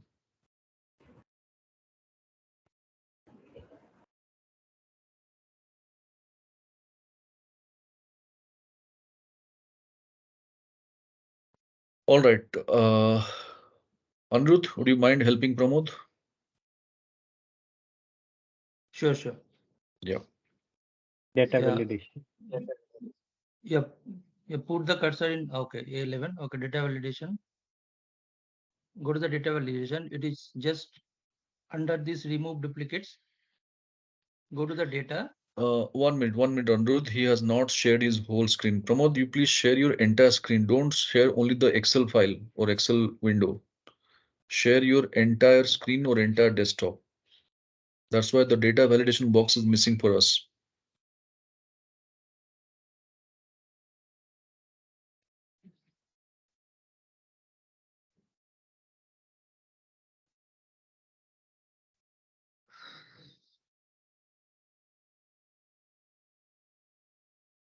Yeah. Yeah. Go to Okay. the data validation. Yeah. Yeah. Click it. Click. Then Data validation, first option. Yeah. any value. But I can't see your dialog box, the window box for the data validation. That is again, Pramod, you share your entire desktop or entire screen. Do not share only Excel window. I'm sharing total screen, sir. My total Sir, screen. I can able to see it. Can I help him? Yeah, Yeah, please. yeah. Please do that. Okay. Pramod, you were there, right? Sorry. Just data validation. Yes, select the one. Correct. Any That option. any value. No. Your ID 004. You keep the cursor. Now go and select the data validation. The data validation. The ribbon. Okay. Yeah. Below the. Yeah. Correct. Select that one. Yeah. No, you're not Then selected. Any value. Raghavendra, that is what the problem. That is what the problem we are also facing. The Okay, same Okay, thing. okay, okay. okay. I will tell. I will tell. Pramod, Yeah. go to the dialog box, Yeah. and where Sorry. you can see the allow, and below the allow you can see the any value, right? Yeah. Yeah. Yeah. I'm getting the any So value. just click the drop down list, and here you can get the list,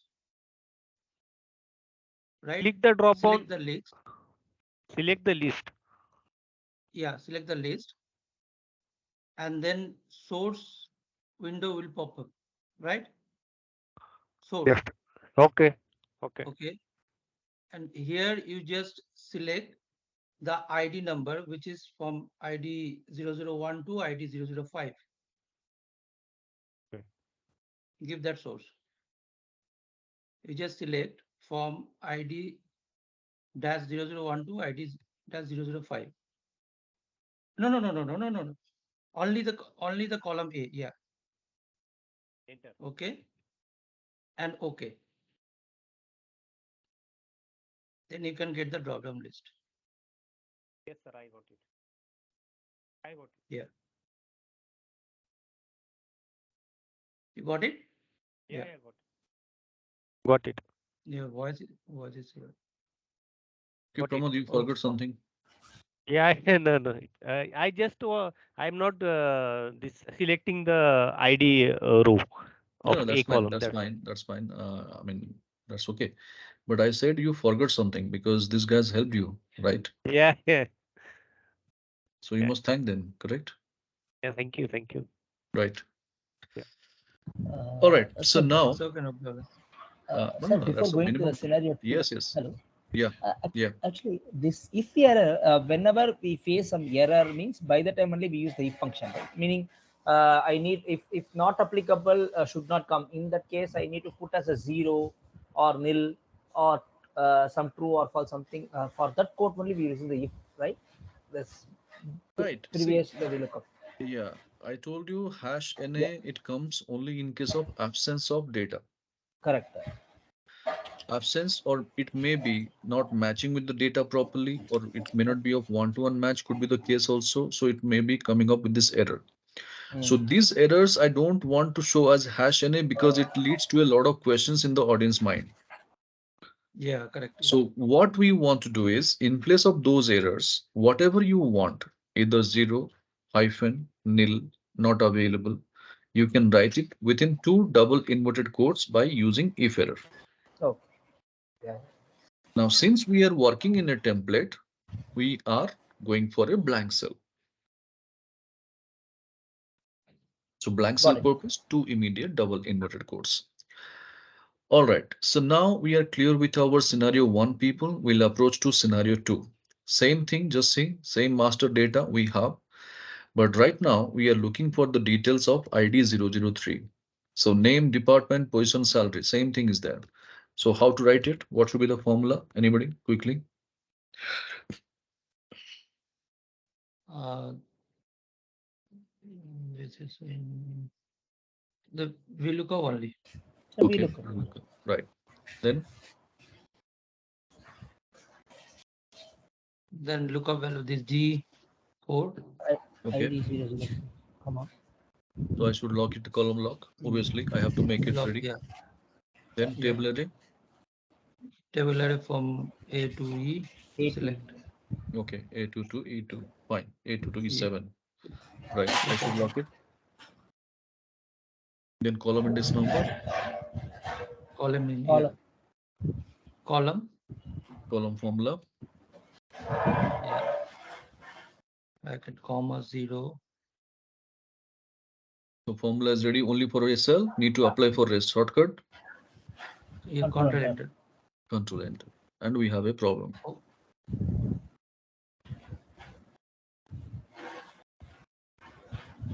So here, the answer, if you look at people, it is lying in the error itself. Just see. In the previous case, we got the error of hash NA because of Correct. data absence. Here we are getting hash reference.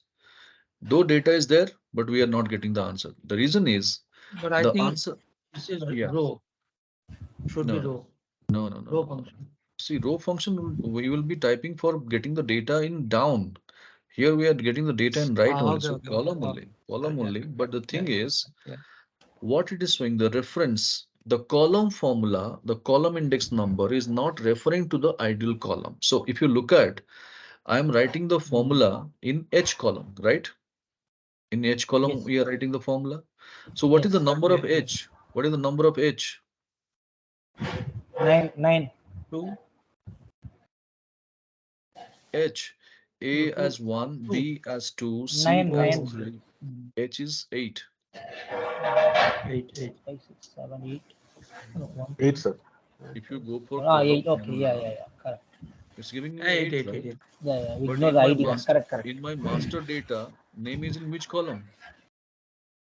Second column. Two, So two. my column formula is generating me 8, but I am looking for 2. So this is the place where it has gone wrong.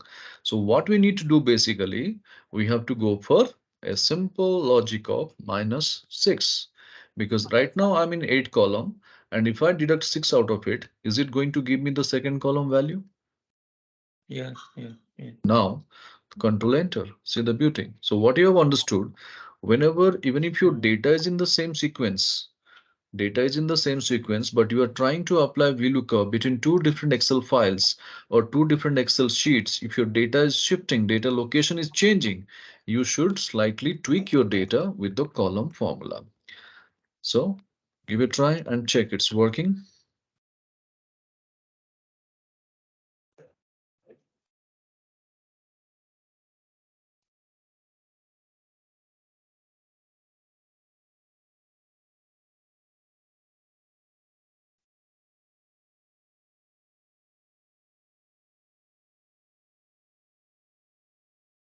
Why -6? Sorry, sir, but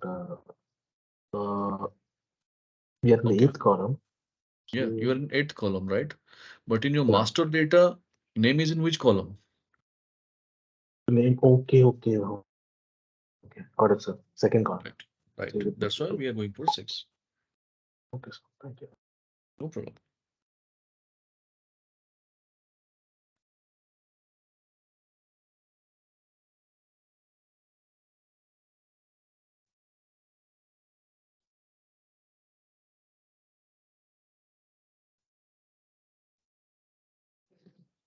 Yeah, it's working.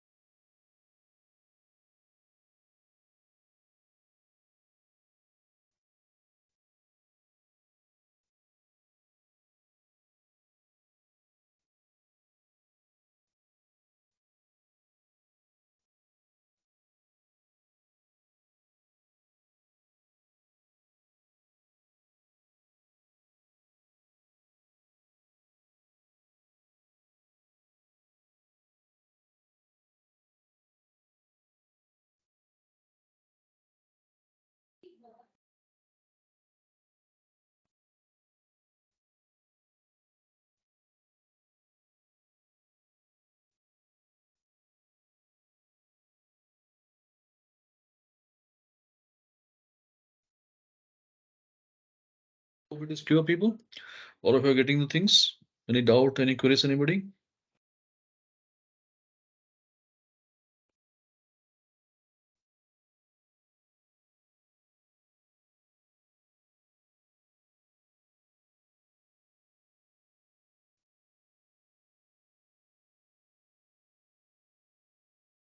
All right. So, Pramod, any doubt in situation 2?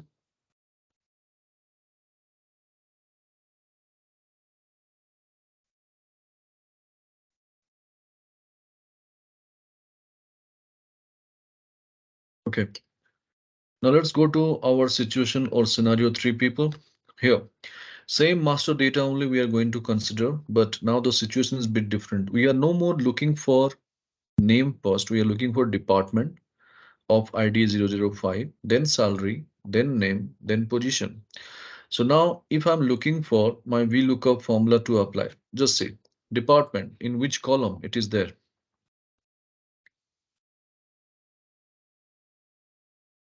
Third column before not. Third column column. before. So it should be column index number 3. Do you agree? Yeah. Yeah. Salary, which column? Fifth column. The salary Name, is 5, Second column. position. 2. Fourth column. So this is how supposed to be my column index number for VLOOKUP formula. Now the first thing, 3, 5, 2, 4. Is it a sequence? Is it a chronological order? No. So definitely VLOOKUP with column is ruled out. Do you agree? Yes. 3, 5, 2, 4. Since it is not in a sequence, we cannot apply VLOOKUP with column because VLOOKUP with column will be helping up out if our data is in a order. So since my data is not in a order, VLOOKUP with column is ruled out. Now, option 2. Do you believe that we can do the cut paste work of department, salary, name and position and interchange the column positions and make it of 2, 3, 4, 5? And then can we apply VLOOKUP? Can we do that? Yes, Cutting and pasting the column and arranging the data in a proper series and then application of VLOOKUP with column. Can we do that? Of course, we can do that. Cut paste is not a big task. We can do Control X, Control V, we know. But since it is just a maximum 4 columns of data, we can afford that much of time and we can do it. But if you take a real-time situation, when you download the data from SAP or ERP, you might be having 80 to 90 columns. And out of that, suppose 20 columns like this, you have to adjust. Think about it.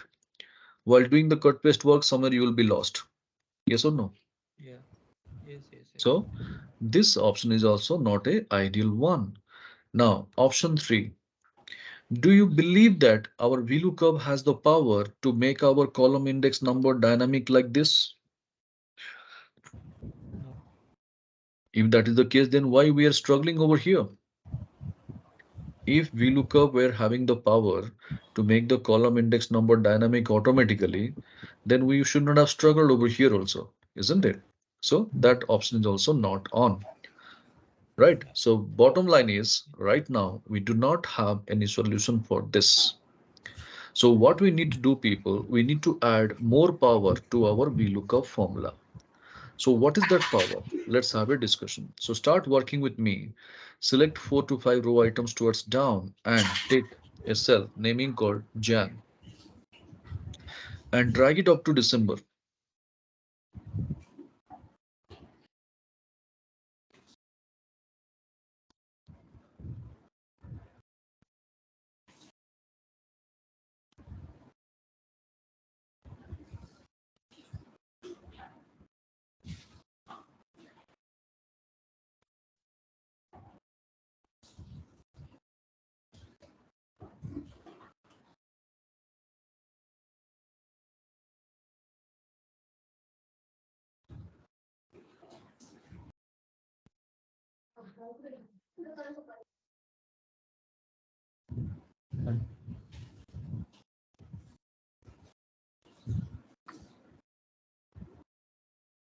All right.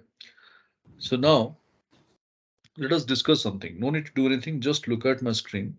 Okay. In this highlighted block, how many variables we have? Jan to 12. December. How many 12. variables? 12. 12. Right. 12. Yeah. So out of these 12 cells, if I ask you what is the position of May, 5. 5th. so how did you come to know 5th. about it? Because we started counting Mm. Jan as 1, Yeah. Feb as 2, like that the moment we reached to May, we got the answer as 5. That's why we replied 5, correct? Yes. Yeah. Right. Now the same thing, when I happen to do it in Excel, what Excel is going to do, let's have a look at this. Don't do anything, just 1 minute, watch my screen, understand the concept. Next 1 minute you can try, I'll be giving time, but stay focused, please. See, I have got a text called May over here. Now, if Excel is going to find out the result of what is the position of May, Excel will be using the formula called match. Very beautiful formula. Now see what it demands. Lookup value. So what is my lookup value? VLOOKUP asks for lookup value. HLOOKUP also asks for lookup value. Match is also asking for lookup value. And what is lookup value? What we have with us to search. Correct? Yes. Yeah.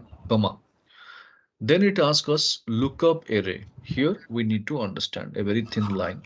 If you recall our VLOOKUP, what it was asking? Where to use? Where to use? In VLOOKUP, what was the next element after lookup The value? array. That No. that's the table. That's what. Table array. Table array. Table Yeah. array. So be Table array. specific. Yeah. If you go for HLOOKUP, what it was asking?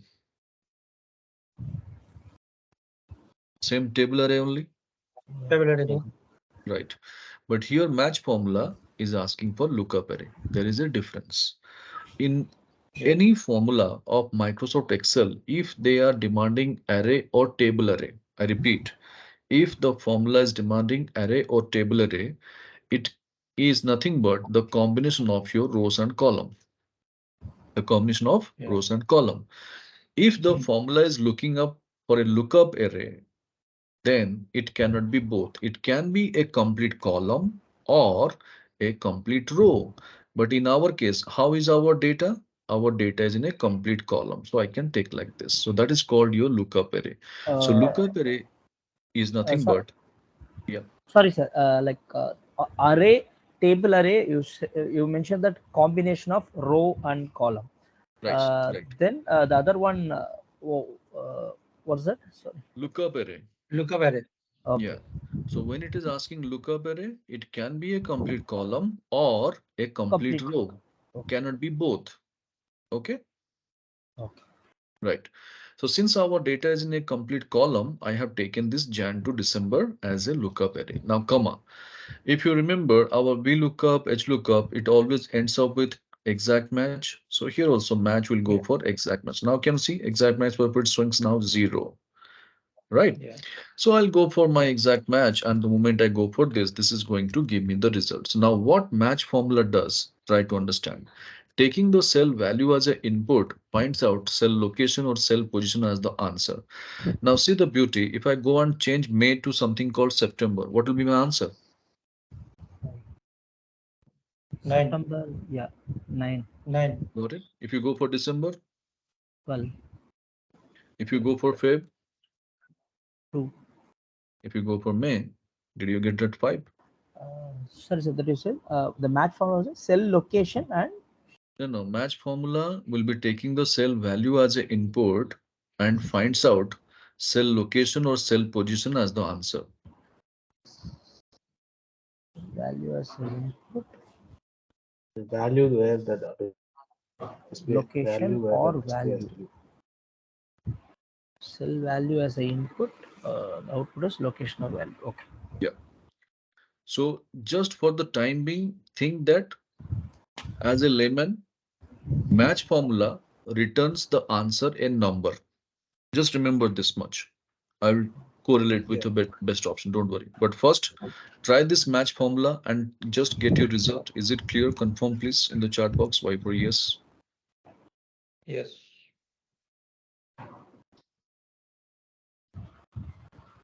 Match.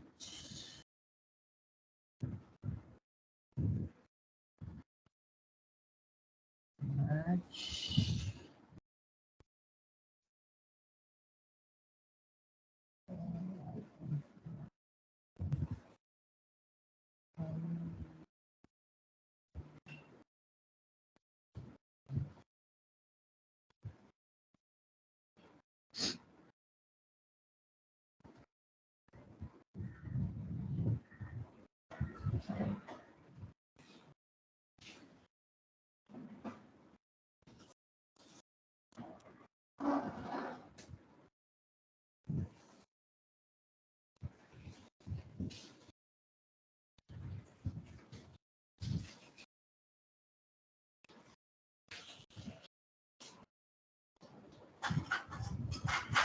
That's okay.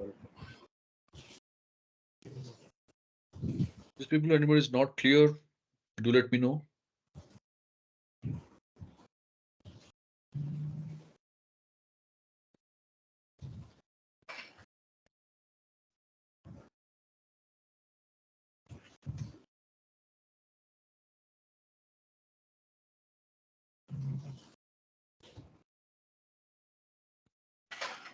All right, so can I take that? Everybody's clear with our match formula?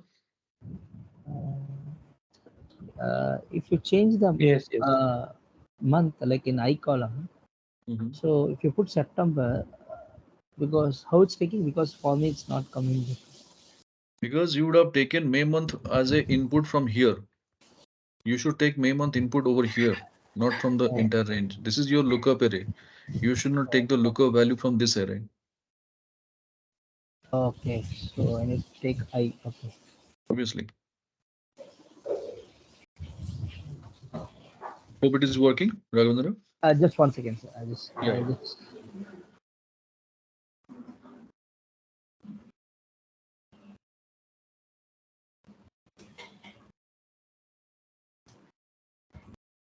Yeah, it's what?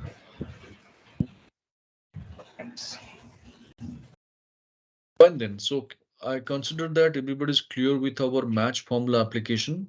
Yes. So yeah. So match formula, for the time being, you remember match formula returns the answer in number. It is always returning the answer in number only. Okay. And if you recall, in the previous case of scenario one, column formula also returning the answer in number. Do you agree? Column formula is Yes. giving me the answer in number also. Yes. Yeah. So column formula where we had used when the data is in sequence. Where match formula is going to be used when data is not in sequence. That is the only difference. So in place of column formula in our VLOOKUP, now we are going to use the match formula to get our column index number. So what we need to do, is it clear now? Yeah. Yes, yes. Right. How to write our formula? First, stay focused for 1 minute on my screen. Just watch my screen 1 minute. Okay. I'll go for is equal to VLOOKUP, taking the lookup value, obviously making us column lock by hitting F4 key thrice. Table array, my entire data. Obviously, I need the entire data, we know. And this should not move down or move right. Table array. Yeah. Hope this is clear. Yes. Yeah. Now, what is the next one? It is asking column index number. So this is our problem area and we are expecting 3, 5, 2, 4. And since this is not in a sequence, this is not in a chronological order, we'll be going for match formula. Now match formula, when I go for it, it is demanding me lookup value. Now you tell me what would be my lookup value?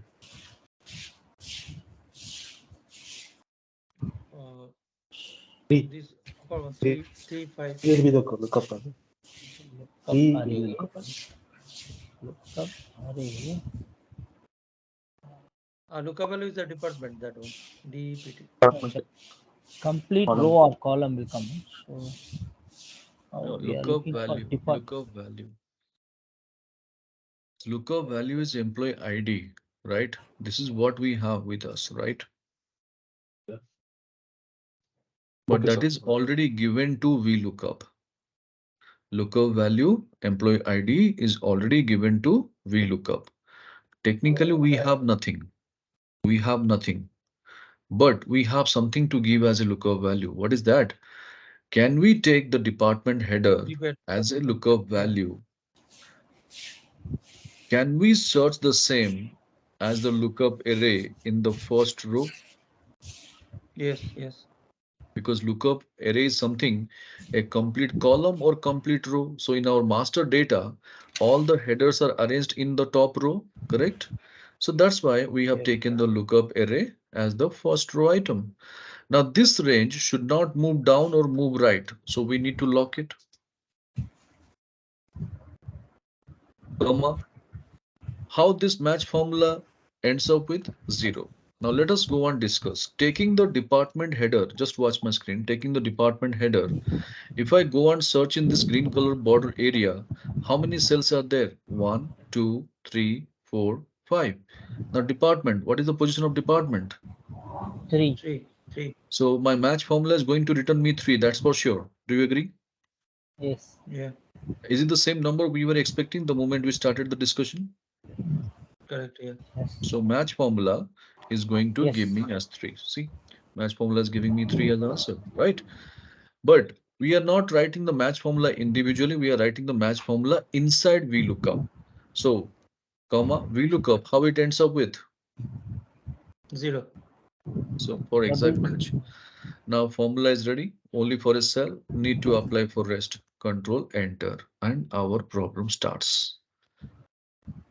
So where the thing it has gone wrong? First watch my screen. Don't be panic. Watch my screen and tell me where the thing it has gone wrong. So you have to put a one bracket in before and then. Data absence. Data is there, right? ID 005 is there.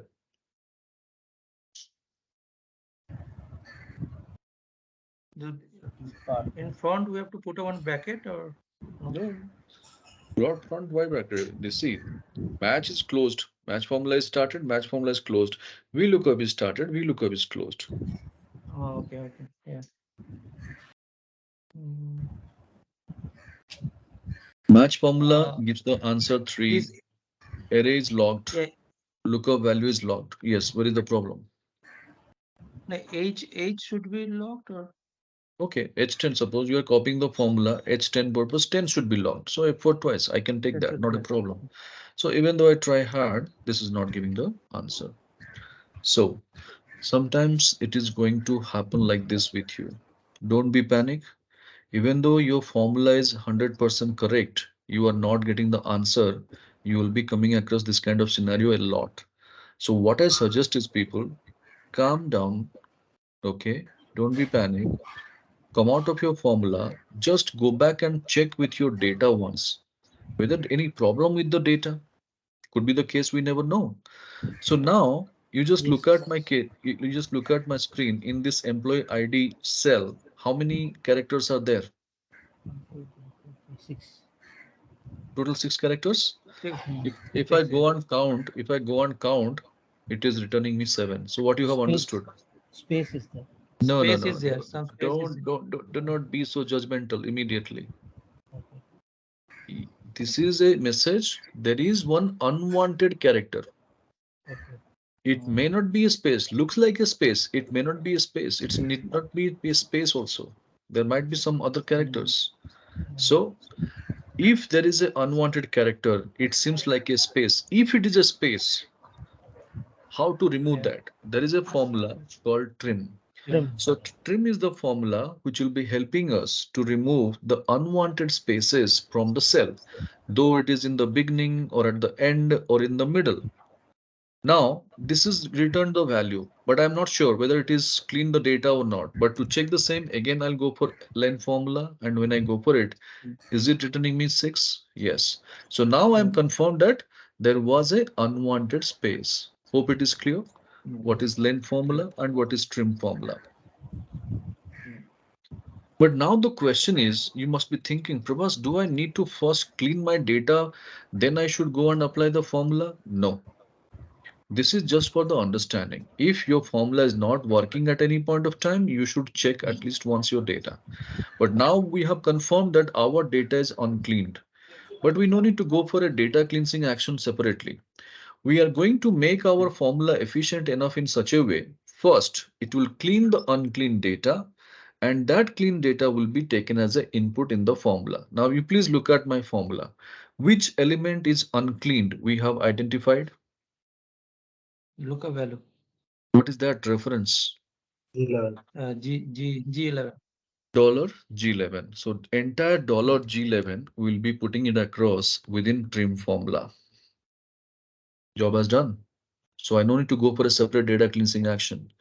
So first Yeah. G11 will be cleaned. That cleaned value will become the lookup value for our VLOOKUP formula. Match is already giving the result, no problem. And VLOOKUP is ending up with exact match. Formula is ready only for a cell. Need to apply for rest. Control enter. Now see the beauty. Even though our data is uncleaned, we are able to fetch our records. This is how people, this VLOOKUP with match combination will be very powerful. And whenever you are looking for the reports, your dashboard, summary reports, anywhere, you can make use of that. And whenever your lookup value is more than one, something you are looking for vertically and something you are looking for horizontally as well, you can take this VLOOKUP with match. So give it a try and check it's working. Any doubt, any queries, do let me know. Very powerful formula.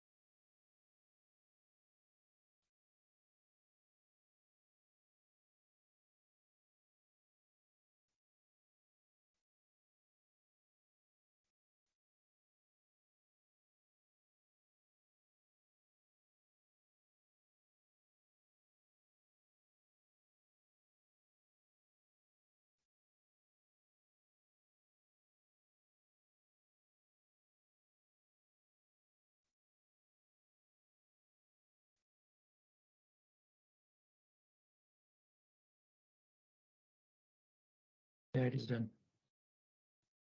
Okay.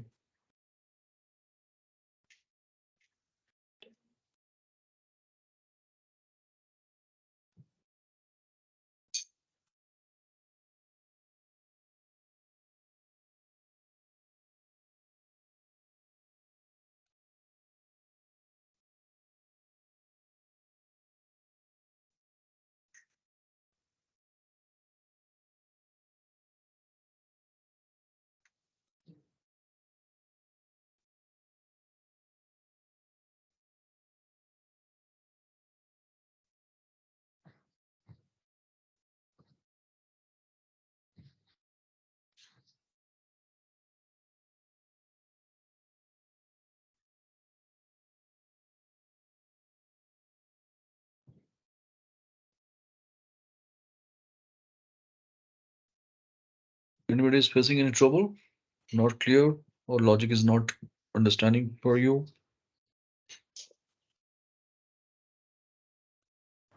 For me, it's not. Okay. Can I share my screen? No problem. Please. Yeah,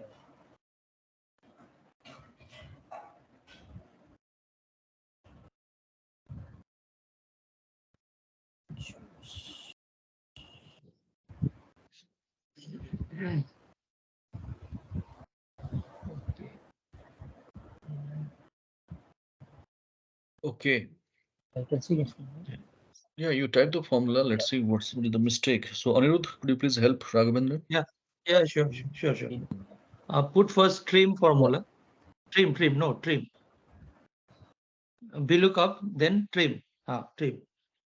TRI, trim. Type trim, Yeah.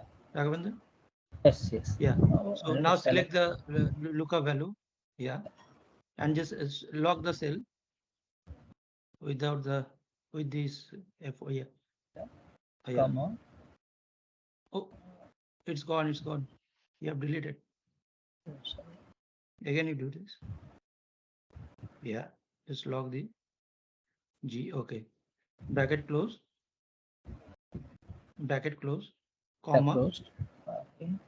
Yeah. Then select the table array, which is from A2 to E7.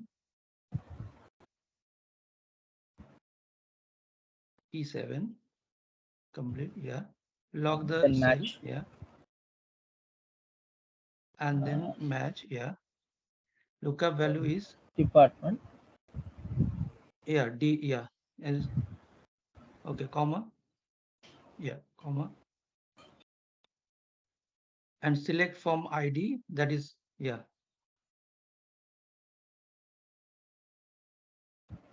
Yeah. Comma 0 0. Yeah. Comma. Again. Again comma. Okay. 0. 0. Yeah. Yeah. Control enter. No, I did not select. I was checking. Just checking the one. So. But why it is NA? Just a second.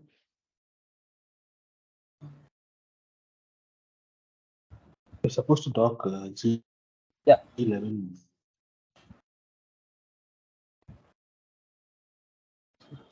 After match, this one it is gets match. $10.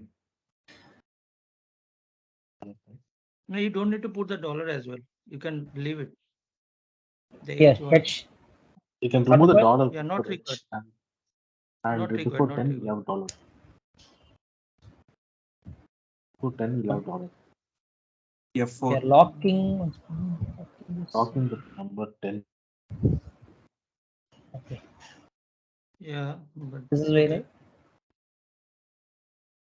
Why it's not matched? The same formula I put it. G11 H10. I think your the selection, that department, salary, name, position. What is the issue? Lookup array, Raghavendra. I told you lookup array cannot be a complete combination of your rows and columns. It only be the rows or column. So A2 to E7 in the match formula, Aishwarya has already replied also. In the lookup array, if you Oh, look this at is no. This A2 is to all. E2 only. A2 to E2 only. A2 to E7. Remove everything. A2 to E7. Don't Yeah, edit. Remove. Remove. yeah, Yes. that one. Yeah, that's the one. Only the first row. A2 to E2. Because you are taking the First one, headers first only. one. Okay. You have to take Only in the header. Yeah. first row. Yes. There you have to check. Then lock it. F4. Because this range should not move down. Fine. Now it will be perfectly all right. And take the same Yeah. reference to the others. All right. Yeah. Good. Fine then. So I believe this is Next. clear. Can this once again, I'll just read myself. You can take back your screen, please. Yeah, yeah. And I'll just Good. relook Aishwarya, you picked up right. G Lookup area is wrong. Yeah. next. Fine then.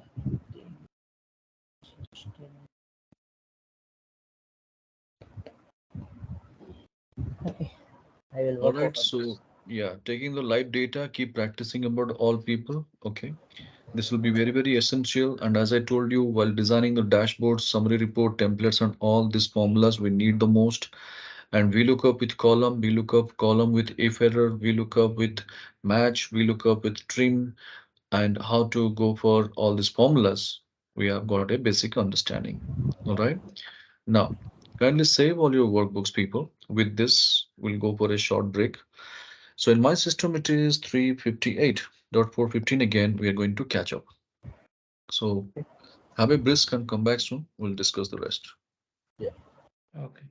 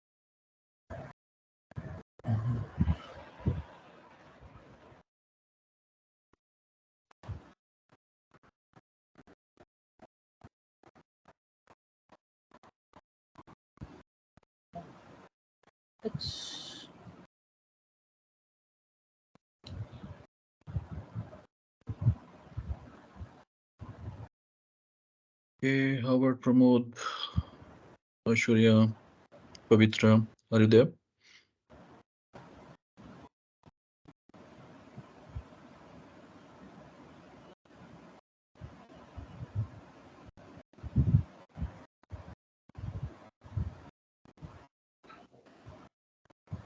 All right. So this sheet of our advanced BL or advanced lookup, whatever we discussed the formulas, we are clear with that. And as I told you, this VLOOKUP with match combinations, it is a very powerful combination of the formulas, people. And whenever you are looking for multiple criteria, something in vertical and something in horizontal, instead of going for the combination of VLOOKUP with HLOOKUP, you should go for VLOOKUP with our match combination. All right. So now let's go to the next sheet, naming called nested if. So we are going to deal with the logical formulas of our Excel. If you have some logical things to be checked, how to define such kind of formula. So stay focused, please, for our first question. Suppose say I have got a score. Okay. If the person scores more than 50, the result should be pass, else fail. If that is the things to be checked with a formula help, how to do that? So basically, we need to write a logical formula called if, taking the logical test purpose depending upon the score. If it is greater than 50, then it asks me result if something is passed, then it should be result as pass. Pass is my own text. I must write within two predefined double inverted comma. Now, if the person is not pass, ultimate answer is fail. So I should go for fail within two double inverted quotes. So this is what we have already seen in our day one also, and this is what the result. Now, if I go and change the score, something less than 50, say 35, result is fail. If I go for something more than 50, say 65, result is pass. What if I define 50? Result should be fail, right? Why the result should be fail? Because Excel doesn't have the emotions. We can't say that, okay, somebody has scored 50. Can you be so rude enough to declare him fail? No. Excel is depending upon the logic. So we have given logic of only to check greater than 50.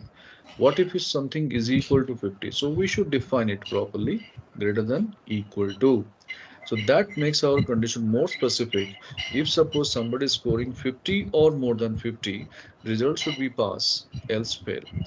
And the moment I go for hitting enter, I got the answer. So this is how to write a simple if formula. We got a basic understanding. So give it a try and check, is it working?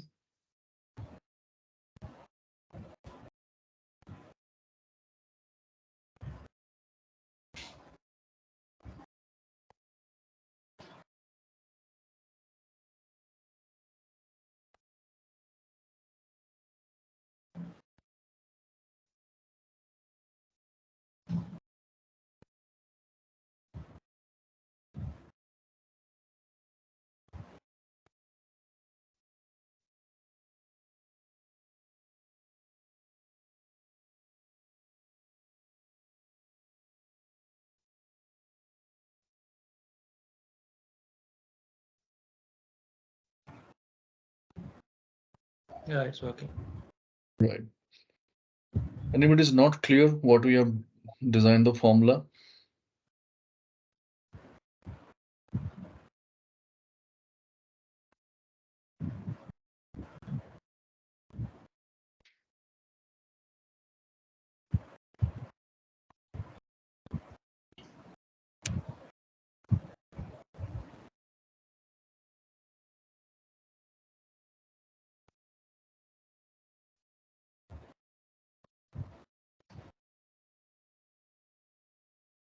Now, coming to the question number two.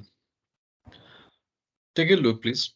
Suppose say there are two new joinees in my department, A and B, and my boss asked me, Prabhas, why don't you conduct a test and get me the score of those two people? So I have conducted the test and individual scores also I have received. A has scored 50 and B has scored 90.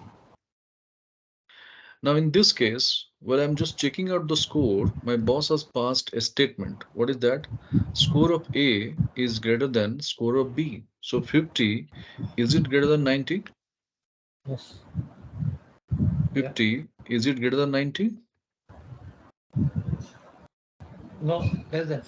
So answer is false. Whatever the statement my boss has passed, it's a false statement. I can tell in front of his face. But if I do so, it will hurt his ego.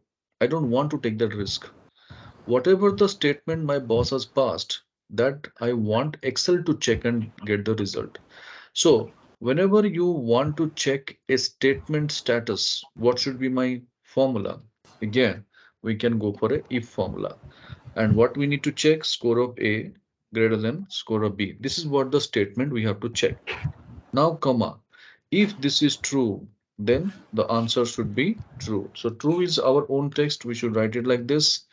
If the statement is not true, value if false, statement should be false. So this is again a simple if formula. It is going to give the result and the statement of the status, state of the statement automatically. It's a false statement. This is how again a simple if formula, how it works. We have got a basic understanding. But every time it's not necessary that you should go for if formula, people. And as I told you in day one also, remember all the time, and we discussed today even, the more the if formula, file size will be more. So if formula should not be your first choice. In the worst case only use the if formulas. Now in this situation, if I need to get my job done, I can make it very simple. Just say equal to score of A greater than score of B. That's it. A simple operator will be acting like a if formula. Now you tell me, option A is better or option B is better?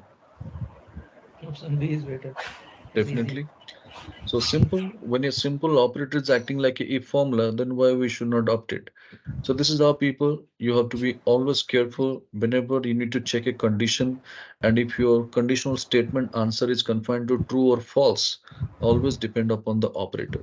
Same situation, we can use it even like the moment you go for reconciliation. I take an example over here. Look at my screen, please, for a minute. I have got RAM over here. Okay. And here also I have got RAM. Say. Now I need to check in the next column whether this column is equal to this column. Yes or no, or true or false. I can take this simple equal to this. No need to go for if formula and all. This shows me the value true. So here, what is happening? The condition, it is checking the values. It's not checking the case. So here RAM in capital letters, here RAM is in small letter, but the value remains the same. The name is same, right? That's why it is giving me true. Now, when you are case specific, you want to check the case sensitivity, whether this RAM is equal to this RAM with regard to the case also. You should go for a formula over here. For case sensitive, you need to go and check the formula with exact. So exact this text, comma, is equal to match with this text. It shows false because this is in caps. This is in small letter. That's why it is false. But value wise, if you check, this is true. So this is how you can use the operator and this is how you can use the formula. Hope it is clear. Got a basic understanding? Yeah. Now, we'll go for our third case. We have got a score. So this is what again a real-time case, people. Just look at the screen, please. So if suppose somebody is scoring less than 25, result should be fail. If he scores more than 25 but less than 50, grade should be C. If he scores more than 50 but less than 75, grade should be B. If he scores more than 75, grade should be A. So we need to find out the answer for this score, which grading system it is going to fall. So just manually check and let me know 79 is there. What should be the grade? A. So that should be our answer. We know how to get that. So you have got 2 minutes time. Please do it and let me know.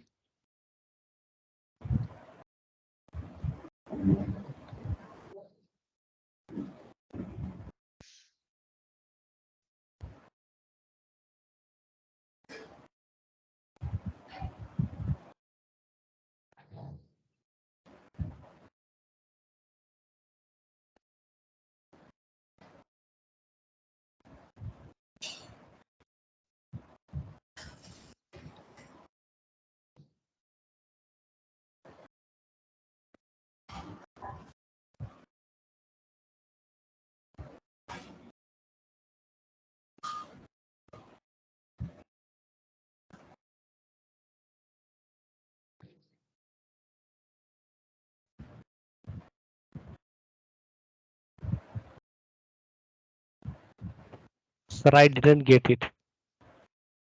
Which one? That next step. No, nobody has got that so far. Everybody is trying only. We are in the trying mode.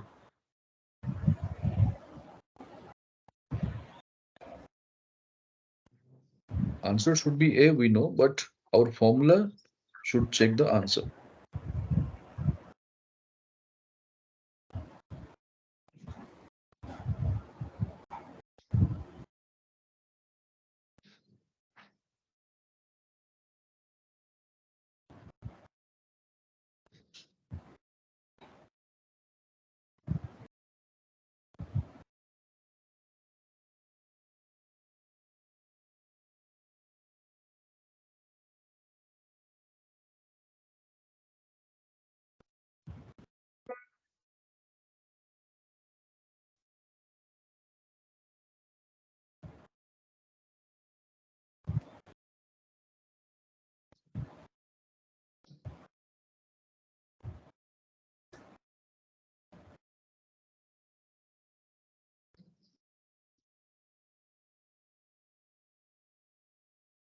Okay, so any luck from anybody?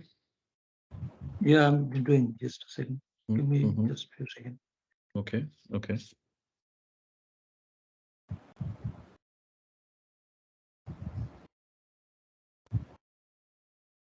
Those who have got answer A, just go and change your score and check. Are you getting the proper bucket of those grading system when you change the score? Okay.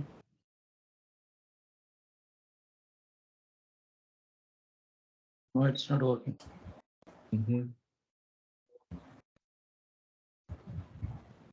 No. Okay.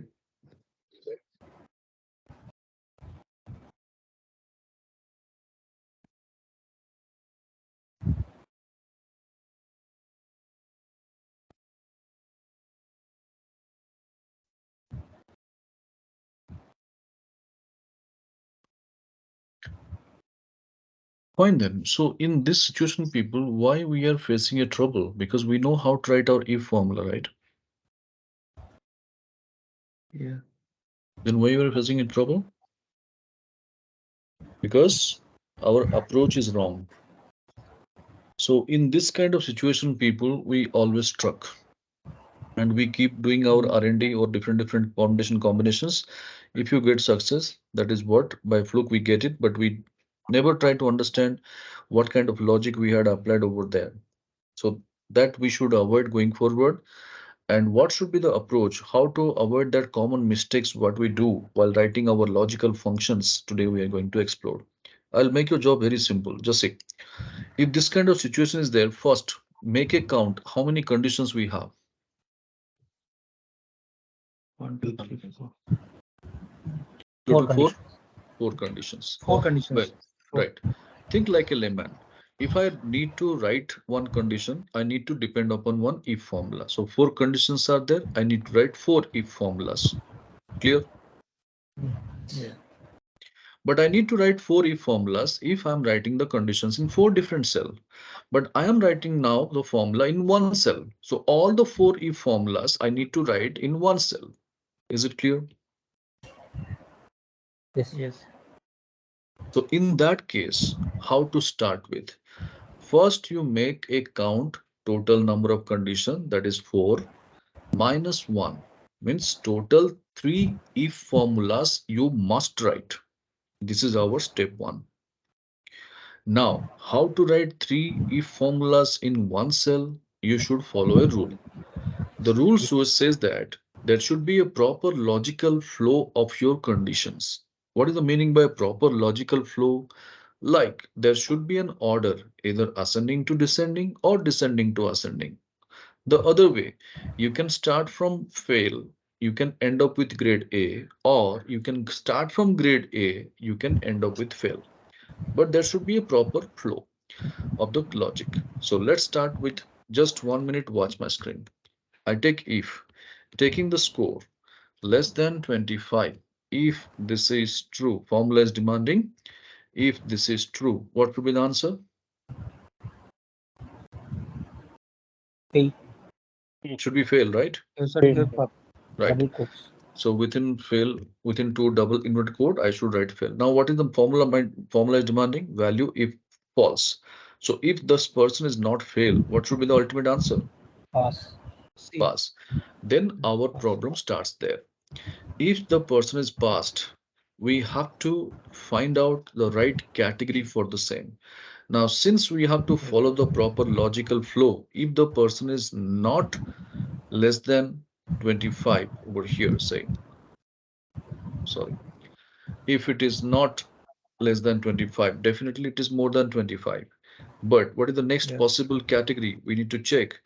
Should be more than 25, but less than 50. And to check the same, again, we need to depend upon a if formula. So this demands logical test. So logical test, again, the same cell, that is B10. Over here, I need to take the cell reference. Now here people commits a mistake. Since it is given as greater than 25, they go for writing greater than 25 like this. So this is the place where Excel confused. So Excel logical flow is clashed. So since you have taken the less than 25 is the maximum limit as taking as fail. Similarly, we should go for less than 50. That makes a condition more than 25, but less than 50. And if this is true, what should be the grade?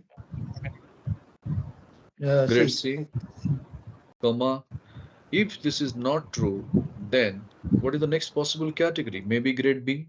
So grade B purpose, what's the condition? Should be B10 should be more than 50, Less than but less than 75. So I'll 75. take this. If this is true, answer should be grade B. Now, if this is not true, take a look.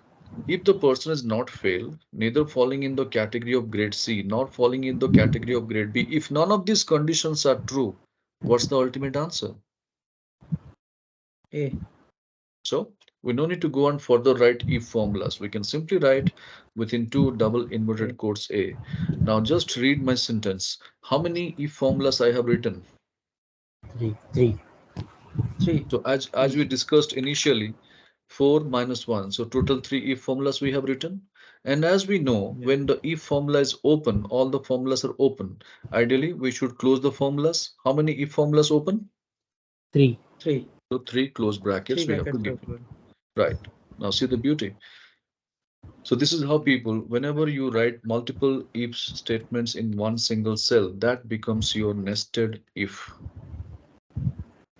So give it a try and check it's working. Any doubt, any queries, do let me know.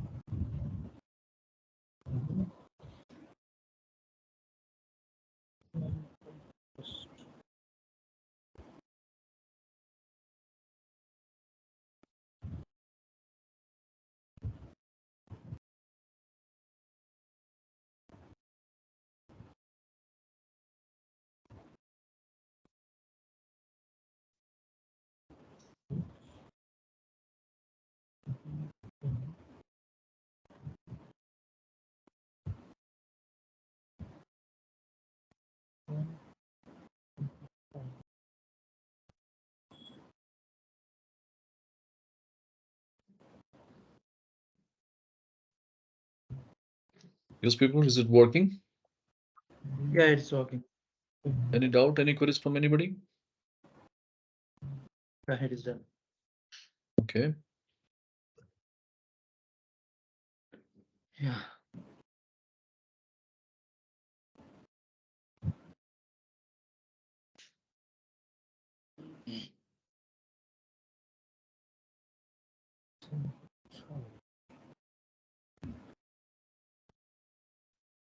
So my next question, are you happy with the solution? It is a bit lengthy actually. That's the So I can take that your opinion as you are not comfortable writing such a lengthy statement. yeah. Okay, good. Sometimes we can miss the logic maybe in between. Of course, you That will actually miss happened just if you do not practice, you will miss that. That's for sure. Well, yeah. yes. Any other opinion? I asked a simple question. Are you comfortable writing this kind of lengthy statement and getting the solution?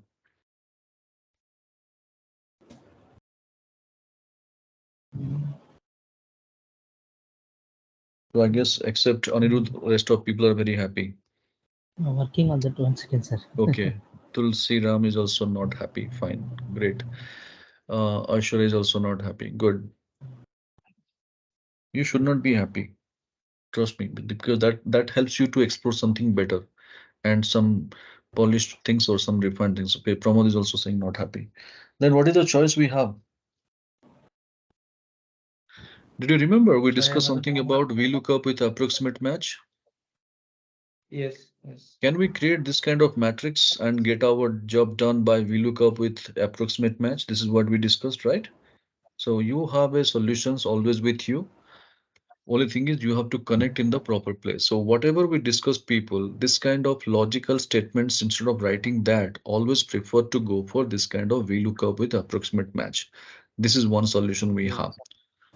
Now, suppose say, no, Prabhas, that is fine. I know I can connect with that, but I would like to go for this kind of nested if statement only, but I do not want to write such a lengthy statement. Is there any workaround for the same? Is there any alternative options for the same? Yes, we do have. Let's see. Going for a formula naming called IFS. Kindly check on your respective screen. Do you have this formula equal to IFS? Do you see the instructions? Yeah. So those who are having, you can start working with me, or those people who are not having this formula in their respective screen, they can check on my screen. See, what it demands me, logical test 1. So I need to depend upon the cell called B10. And this should be, if it is less than 25, result should be fail. Okay. Now what it is asking, Logical test 2. if you remember in our previous case, for if formula, what it was asking,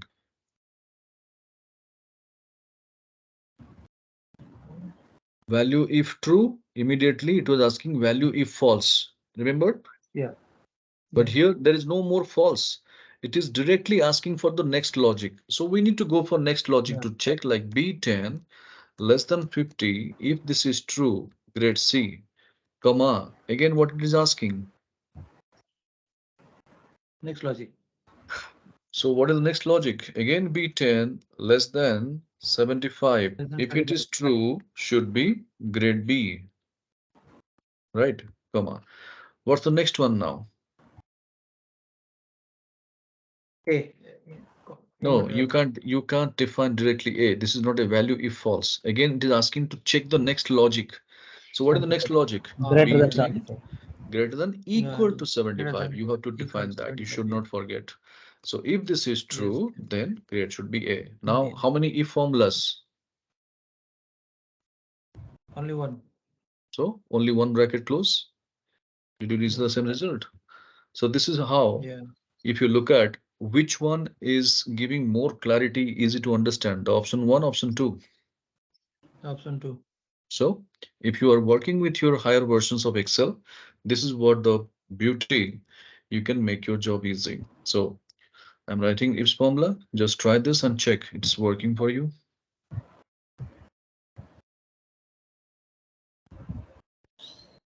Mm, 10.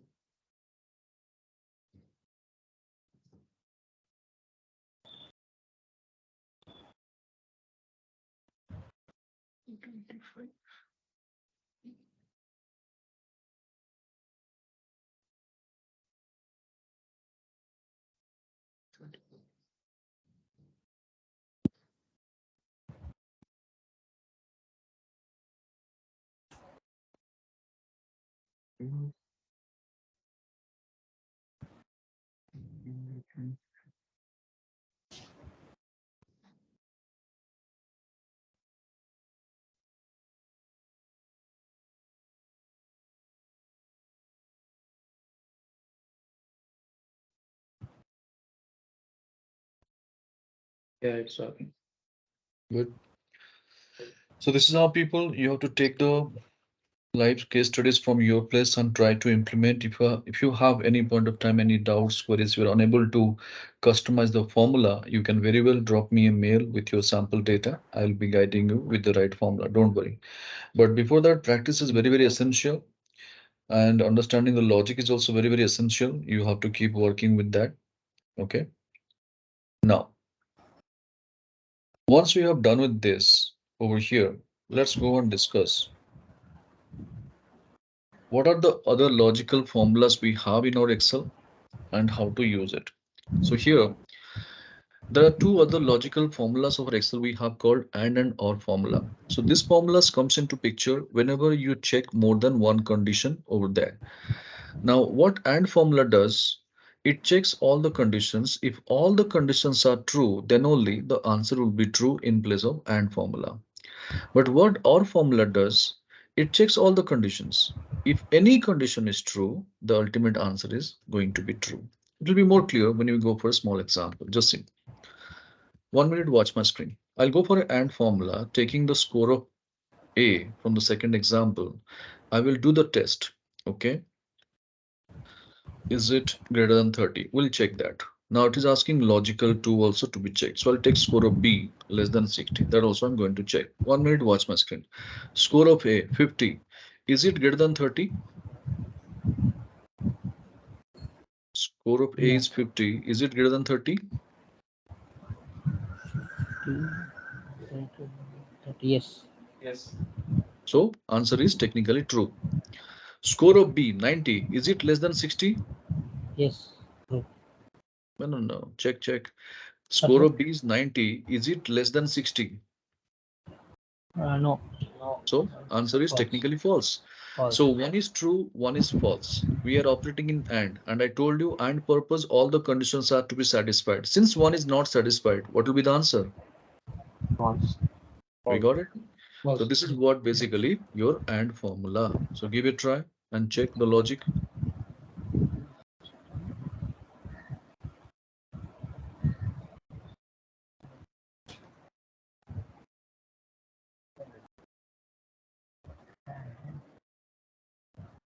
B7. B7.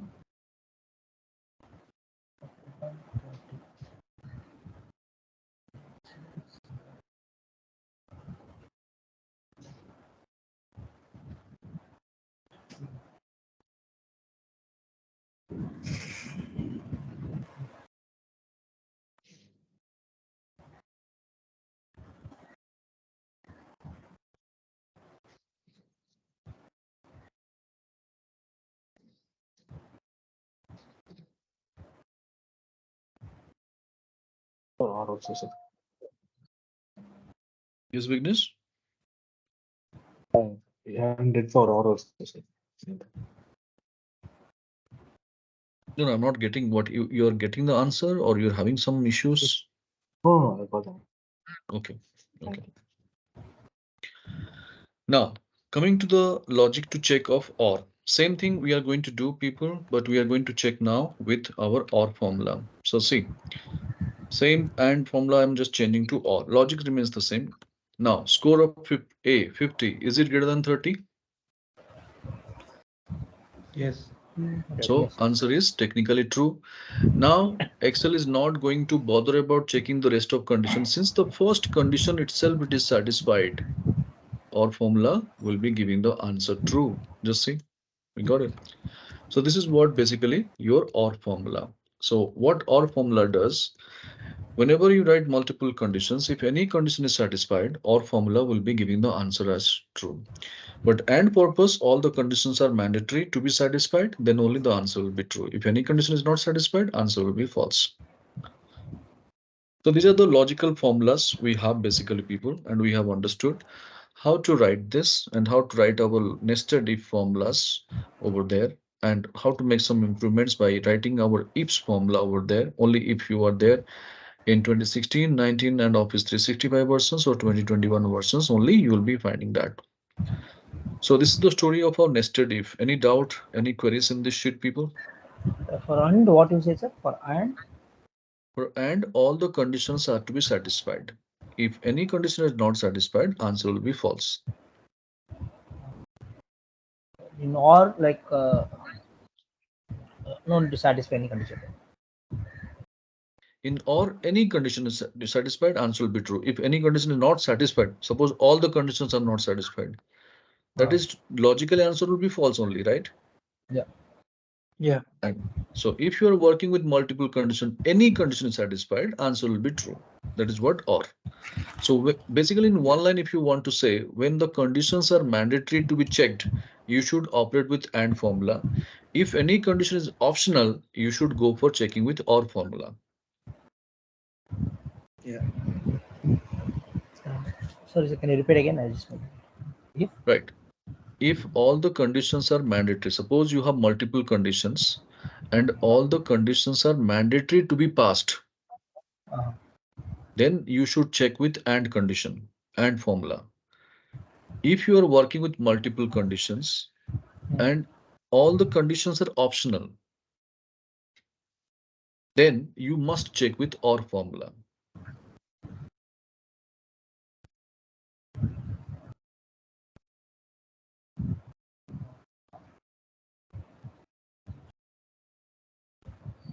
Hope it is clear, Raghavendra? condition, Yes, no? optional, yeah, or Okay. I'm just telling a simple example. Just say, suppose say, this is my factory gate. Okay. Hmm.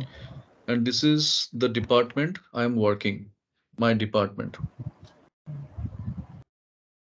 So if suppose somebody turns up, he has to pass through gate 1 and then gate 2, then gate 3, then only he can reach to my department. Okay. yes, So suppose say he has taken the security pass. Okay. Then here also he has to take pass. Gate 2 also pass. Gate 3 also pass. Then only he can reach to my department. So what happens? All the conditions becomes mandatory. It is called and. So this is for our this is for our vendors. If any vendor wants to meet to me, then means for him all the conditions are mandatory. So here I need to go and check with the AND formula. Hope this is clear now. yeah, Now, if any employee comes, internal organization, if any employee comes, okay, any of this pass he takes, though he got the entry of factory gate or gate 1 or gate 2 or gate 3, any gate he has passed that entry, he can reach to me directly to my department. So here, if he has taken this pass, then even though he doesn't take gate 1 entry, no, gate 2 also he has not passed, or gate 3 also he has not passed, but still he can access to my department, then it is called OR condition. So what happened here? Conditions are optional, yeah, but here conditions are mandatory. So when the conditions are mandatory, we must check through the AND formula, and when the conditions are optional, you must check with the OR formula. All right, yeah.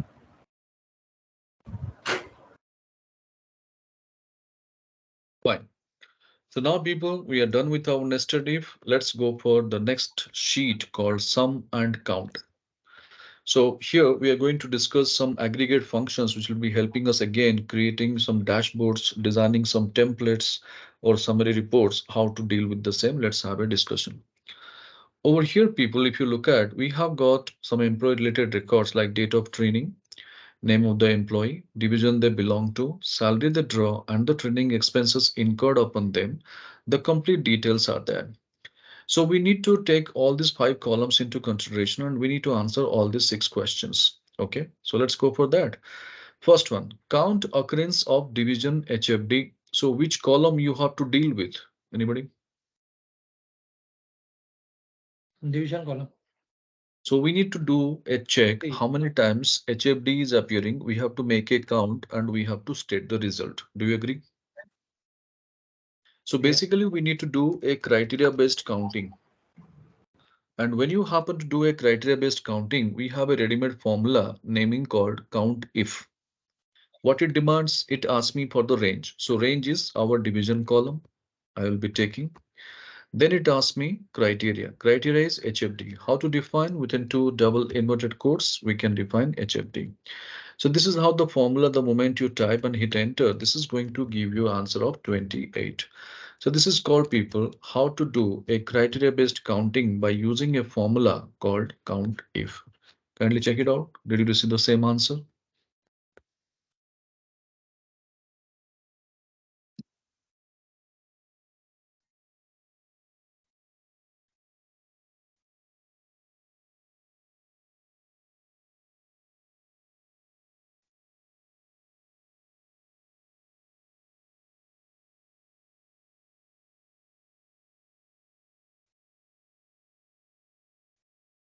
That's it. Okay. Anybody is getting a different answer or error?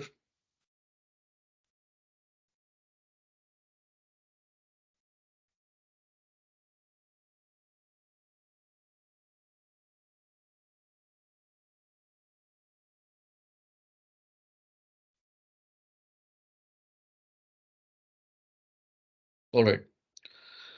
Now count salary less than 1,50,000 US dollar. So in salary column, we need to identify wherever the salary value is less than 1,50,000. How many cases are there? We have to count and state the result. So again, criteria based counting to be done. So equal to count if range is my salary. Then what it demands me criteria. So criteria less than 1,50,000. How to define? So here there is a catch. Whenever you have got this kind of operator mix like less than, more than, less than or equal to, more than or equal to, or not equal to some kind of logical statements to be checked again, you must define within 2 double inverted quotes like this 1,50,000. And this is how you will be getting the answer 51. So again, criteria based counting over here. Check it out.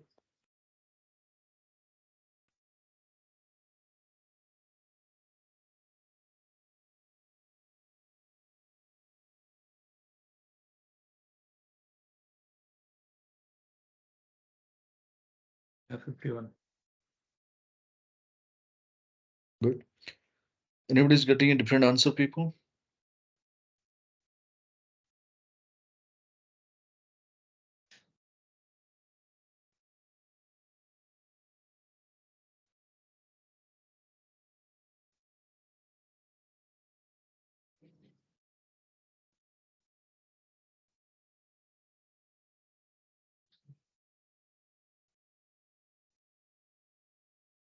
Or anybody is not clear?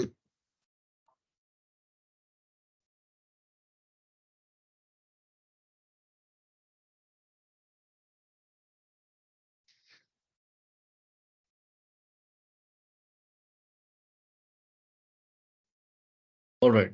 Now let's go for our question number 3. Sum salary for division RAD.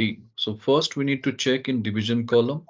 Wherever RAD is there, corresponding salary, how much it is, we have to make a, not a count, we have to make a total of salary. So basically we need to do a criteria based sum. So we have a ready-made formula naming called sum if. What it demands me? Range. So which range we have to deal with first is the division column. So I'll take division, no doubt. Then it is asking criteria. What's my criteria? RAD. How to define? Within 2 double inverted quotes, RAD. Then what it demands? Sum range. Which range you will be applying the sum formula? In the salary. And the moment you hit enter, this is going to give you a result of 90 lakhs 64,787. So this is how people, whenever there is a need, you can go for your criteria based sum by using sum if formula.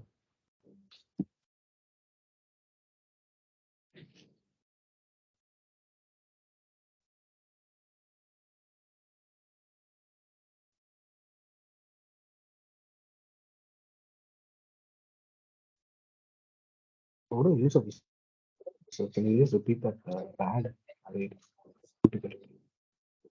Use beginners, I'm not clear, sorry. Can you just repeat that division RAD? So I'm not able to get all the purpose of the division RAD. That's please. No, what's the formula you have given? Just I'm writing the formula and putting the chat box also. No, sir. Asking about the significance of division RAD. Why do you use RAD? Then that is the criteria, right? Because formula, if you look at what it demands, sum if formula, it is first asking the range. So range means in which range you have to check your criteria. So my criteria is RAD. RAD is what? It's my division. So I have to first check in the division. So my division is in C4 to C94. That's why I'm checking in C4 to C94 as a range. This is the range. Now when I go for it, what it demands me? Criteria. What is the criteria? Criteria is RAD division. Where to check in the division column only. So division I have already defined. So Okay. RAD, I can write like this. Else, I have to go and take a cell which contains at least RAD. I can take that as well. If you do not like to write RAD in two inverted commas, you can go to a cell at least also you can check RAD like this. Choice is yours. Right.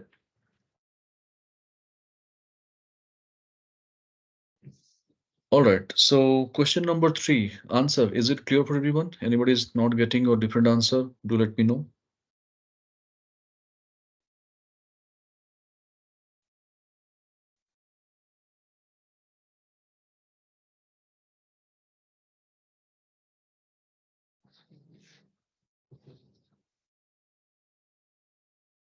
Fine. So let's go for our next question. Some salary above 2 lakh US dollar. So which column you have to check? Obviously in the salary column. Wherever it is above 2 lakh cases are there, how much is the salary? We have to make a total. So basically again criteria based sum to be done. So equal to sum if asking for range. So definitely my salary, no doubt. But when I go for the next, what is asking? Criteria. I told you less than, above, or anything or equal to, you have to always go for within two double inverted quotes, 2 lakhs. Now what it is asking? Sum range. So which range you will be applying the sum formula? Yes, people? Anybody? Salary only. Salary only. Salary only. Yeah. Salary only. Perfect. So since our salary range is nothing but the sum range, so range and sum range, since it is the same range, there is no point of enhancing my formula characters by defining the salary range for one more time. So we can complete our formula with criteria itself. So this is one more technique you always remember to keep your formula crispy, and it will be giving you result 1 crore 32 lakhs 63,214. So again, criteria based sum. How to do that? We got the answer. Yep. Yeah.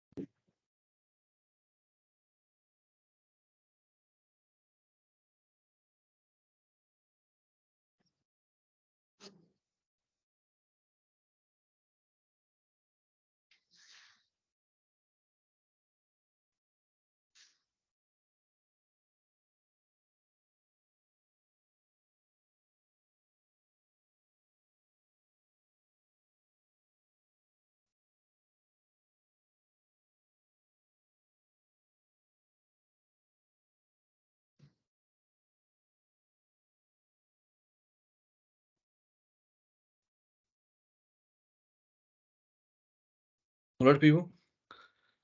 Now we'll go for our next question. Question number 5. Some salary for more than 50,000 US dollar but less than 1,50,000 USD.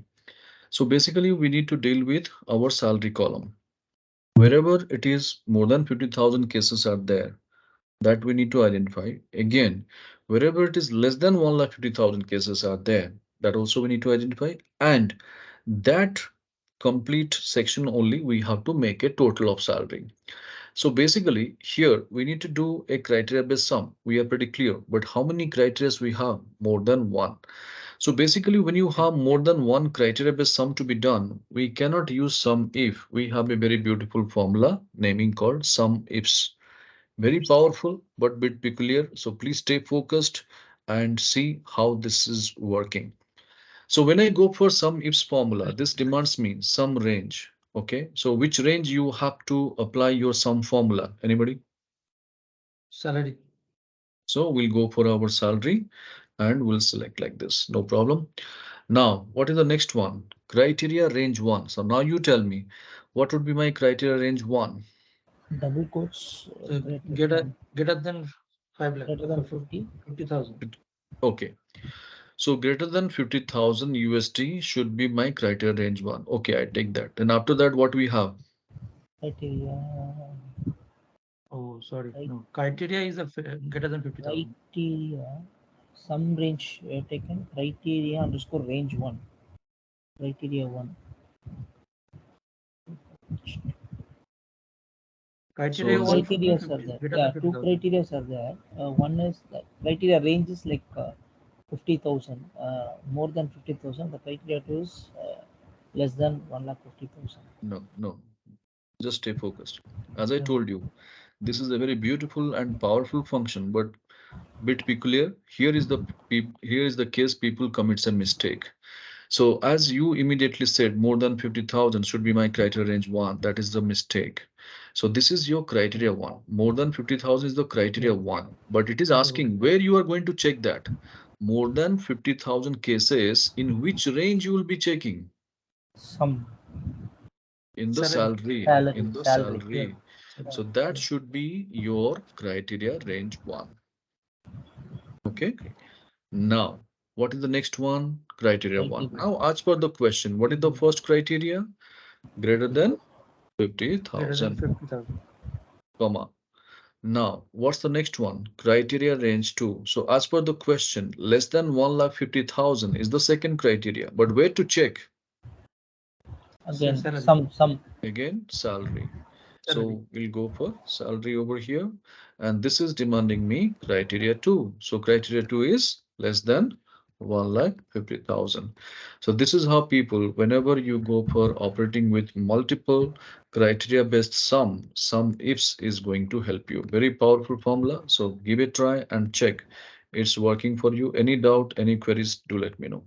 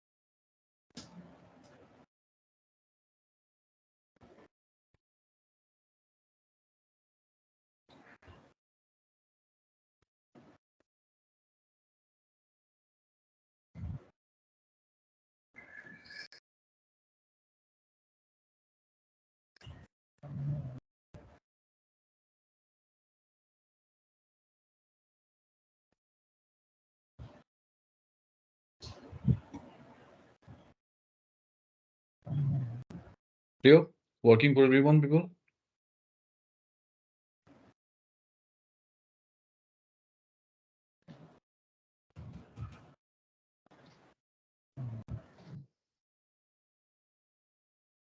Fine. So kindly find the answer for question number 6. Find the total training expenses incurred between 1st August 2019 to 31st January 2020.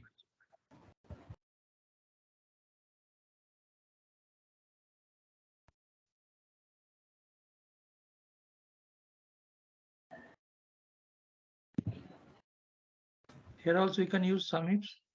Yeah, please use it and get the answer, please. Sorry, sir. Yes, Actually, Vignesh? I had some issues with the network. Sorry, sir, I had some issues with the network, so I'm not able to focus on the two times range search. Okay, you can share your screen. No problem. We'll discuss that.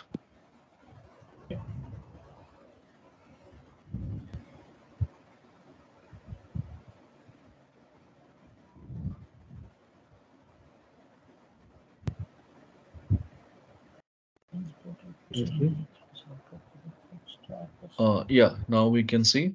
Fine. Well, so where is the confusion point? So your range has been selected. When your Mhm. criteria First of all, comes no, in, no. First of all, your formula you have taken wrong. It should be some ifs, not some if. It should be some ifs. Yeah. Now start filling some range. Which range is the salary? Come on. Criteria range 1. So this is asking that as per the question, your first criteria is more than 50,000. But where to check that? More than 50,000 cases where you are going to check in the salary. That's why you have to take again the salary. Comma, comma. Then you go for your criteria 1. See the bold letter criteria 1. So more than 50,000. So within two double inverted quotes, more than 50,000 you have to define.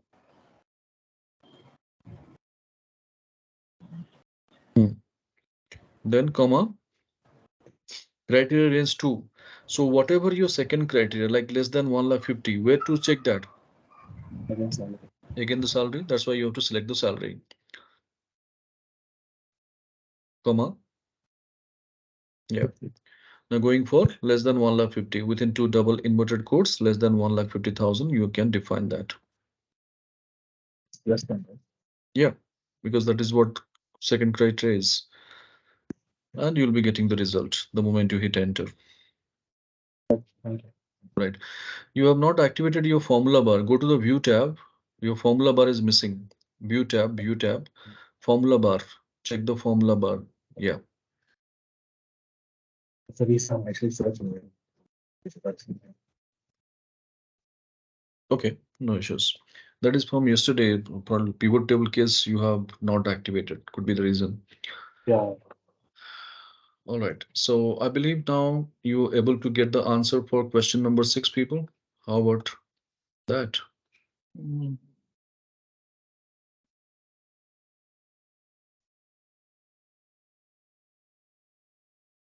No, I couldn't find. Can I share my screen if it is okay? No, no, no. Wait, wait. Let the others people also try. Okay. If all are failing, then we'll go for that. No issues. Yes. Any answers? Any luck, people, from the question number 6? What you discussed? Yes, I already. One second.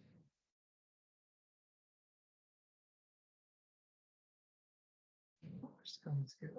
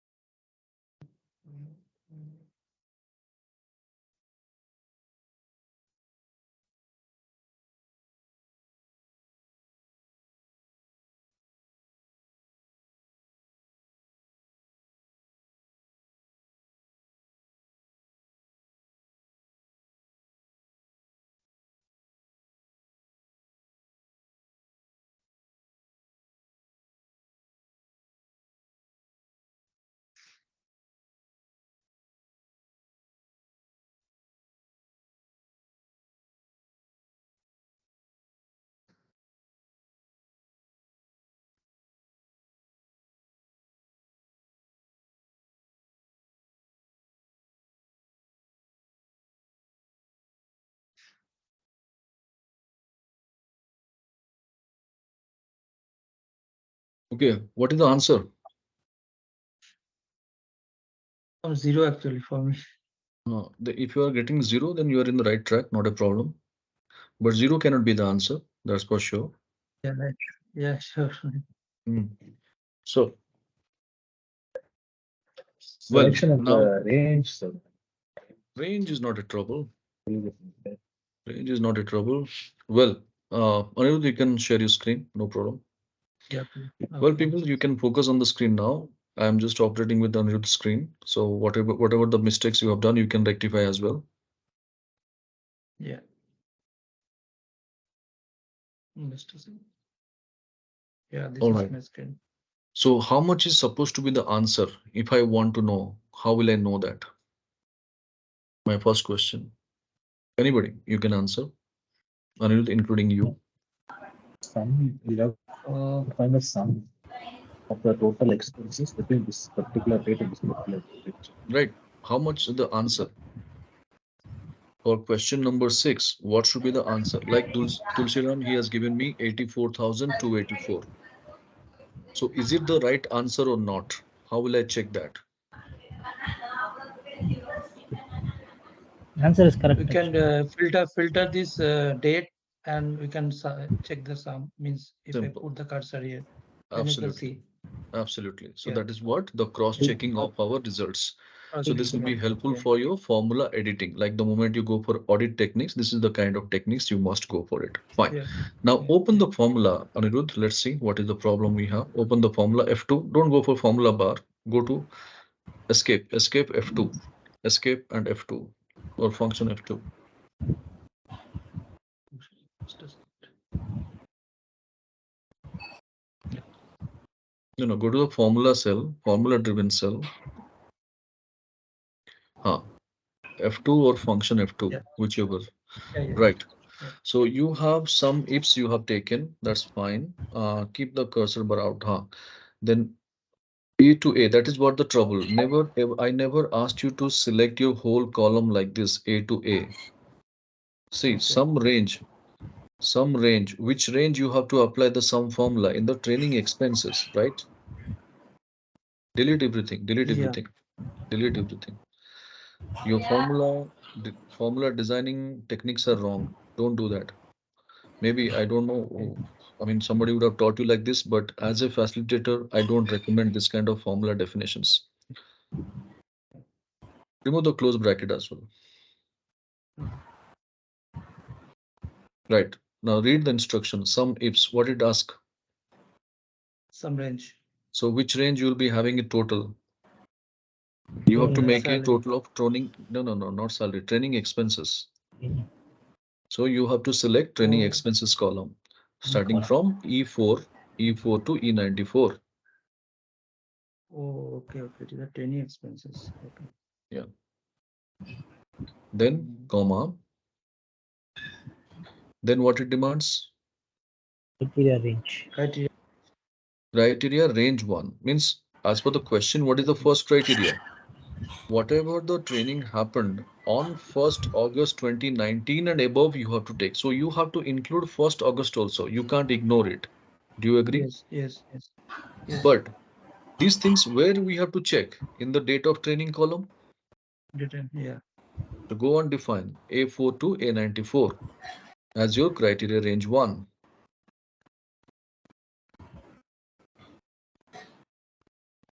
Comma. Now it is asking your criteria 1. So what is our first criteria? That we should define within two double inverted quotes. So start your double inverted comma. Yeah. Then date related particularly greater than equal to ideal date formats DD MMYY or MMDDYY. So if you are following DD MMYY 01 hyphen August hyphen 2019.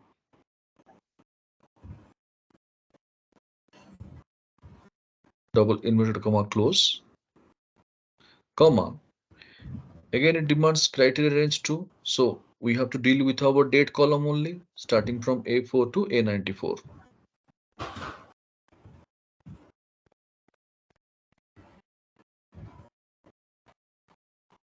Then comma, Yeah. criteria 2. So what's our second criteria? Whatever the training happened on 31st Jan and before that we should take. So double inverted comma start less than equal to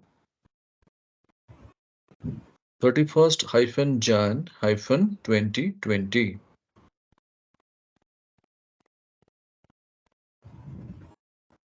Yeah. Bracket close and enter. There is something wrong. We have to check. Go on, click yes, click No, OK, no, click no, OK, click OK. No, Double click OK. quotes. no. Here, Ah, here you have actually forgot. I put within quotation. Yes, Yeah. yes. Right? So kindly copy paste that formula in the chat box. So those who have not got the result, people, you can refer to the chat box formula and you can rectify yourself. Yeah, sure, sure.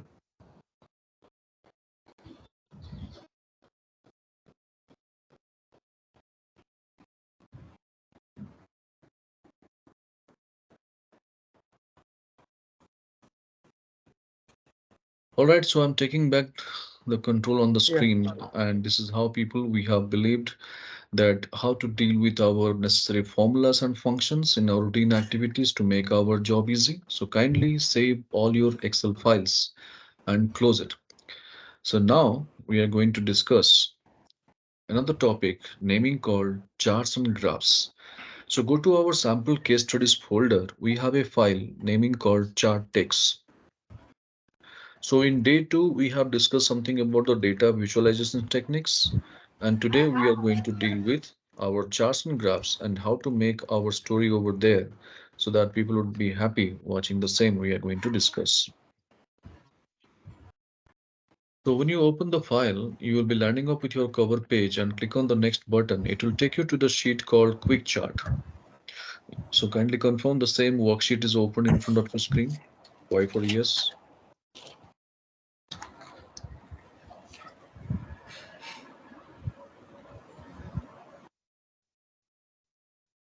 Yes. Now, take a look please on my screen. Suppose say these are the products I am selling to my customers and I got this much of revenue. And this is what the data, it is in tabular data format. My boss is asking me immediately, Prabhas, why don't you plot the data in a graphical format? Well, so kindly select your data any point of time to present a chart out of any sort of data in Excel. Go for a simple keyboard shortcut, Alt F1. So when you press Alt F1, can you see a quick chart on the screen? Alt Yes. F1. If it is not your direct key, go for Function Alt F1. Depends upon the keyboard or the brand of laptop you are using, right? Now, when I present it, my boss is still not happy. And why is not happy? He is telling, because the chart is in the same place where the data is there. It's not so bigger in size, not so neat and clean, presentable. Why don't you do something? Why don't you plot a graph in such a way when I'm going to the meeting and presenting the same? People will be having the focus only with the charts. No data should be there. It should be bigger in size, neat and clean, presentable. So if my boss is demanding something like this, how to present it? Select your data and go for on your keyboard, go for a simple one key called F11 only and see the beauty. You will be getting an exclusive chart sheet over here. F11. If it is not your Yeah. direct key, go with function with F11. So can you see that? Alt Yes. F1 to prepare the chart in the same worksheet, F11 to plot your graph in an exclusive chart sheet. So these are the two quick and easy ways to plot a graph out of any sort of data in Excel. Is it working for everyone? Alt F1 and F11? Yes. Yes. Okay. Okay. Now kindly come back to the quick chart sheet. Here, now the chart we have, let's see how to make our chart presentation better. The moment you have the chart in place, if you remember yesterday, I told you in case of our pivot chart, the first thing you should go to chart design or design, depending upon the version of your Microsoft Excel, and you should take the style. Which style? The last one. Did you remember? Last one. Yeah. Yes. So go for that. This is the first thing you should do as a minimum formatting. So that will be giving you glossy impact. You can also compare the look also feel and so somewhat good compared to the previous version. Yeah. Now Yeah. the second step, the grid lines to be removed. How to remove these grid lines? Going to the plus symbol and remove the grid lines. So these are the minimum two activities you must do with regard to the formatting, and you can make your chart presentation better. So kindly confirm minimum formatting is done.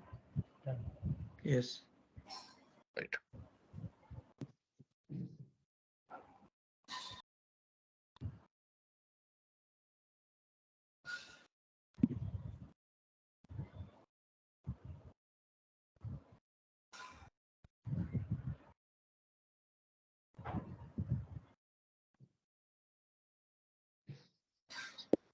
Now, What are we supposed to do with the plus? yes, Vignesh, I did not get you. What are we supposed to do with the plus sign? To So remove the last grid one. lines, to remove the grid lines, click on the plus symbol, remove the grid lines checkbox to be removed. Okay, sure. Yeah. Now, once you have done this, suppose say I want to give a better feel. Suppose say my boss asks me, Prabhas, all these products are seeming identical. Why don't you plot a graph having the multiple color effect so that I can differentiate my products properly?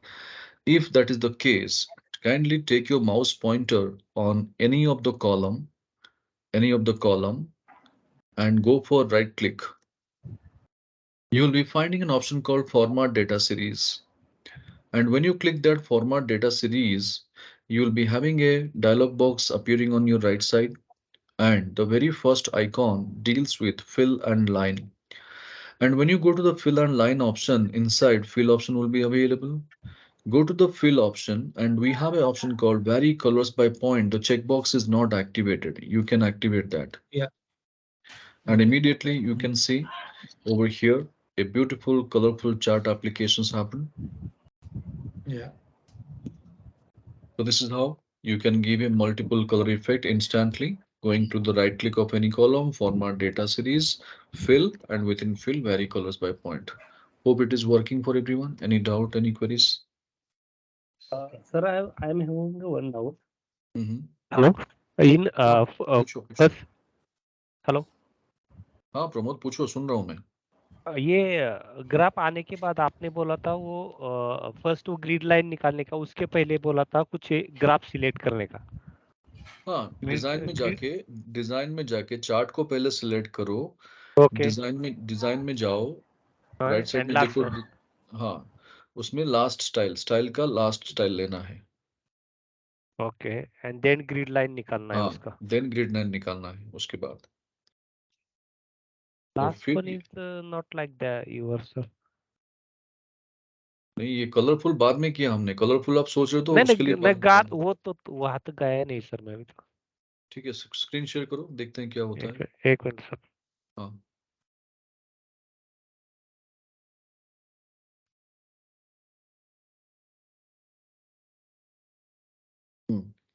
तो आपने last नहीं गए last कैसे जाना है वहां पे देखो बटन हाँ उसको क्लिक करने से लास्ट वाला आप ऊपर लाइन के लास्ट में हो ओके आई हाँ got it. Plus symbol click करो फिर ग्रिड लाइंस को हटाओ नहीं प्लस को क्लिक करके ग्रिड लाइंस को हटाओ पहले यस सर एक minute.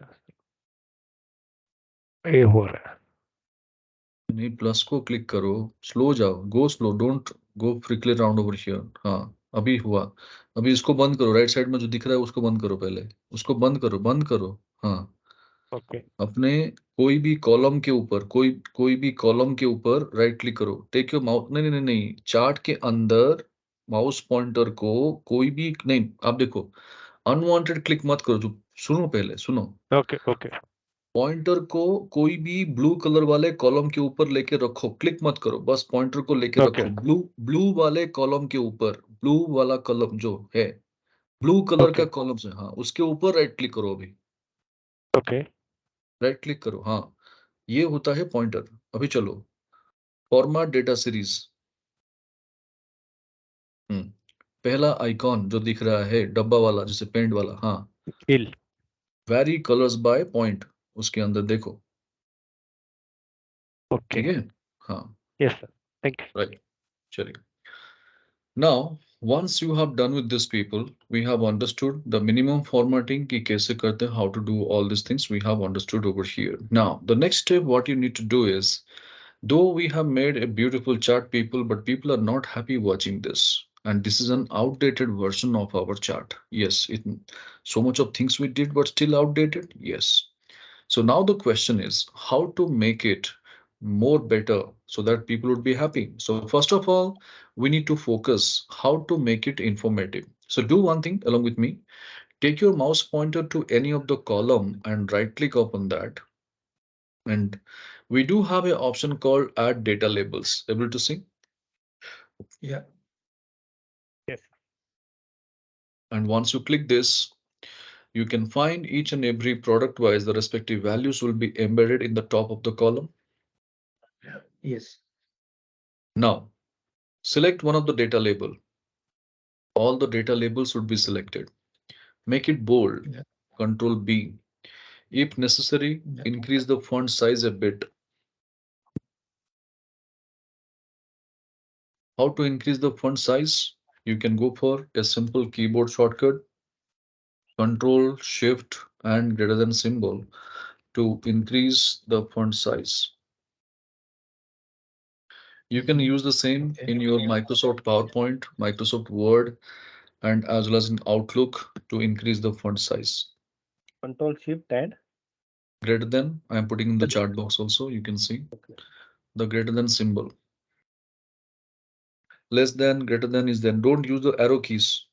People get confused with the arrow keys with the less than and greater than symbol.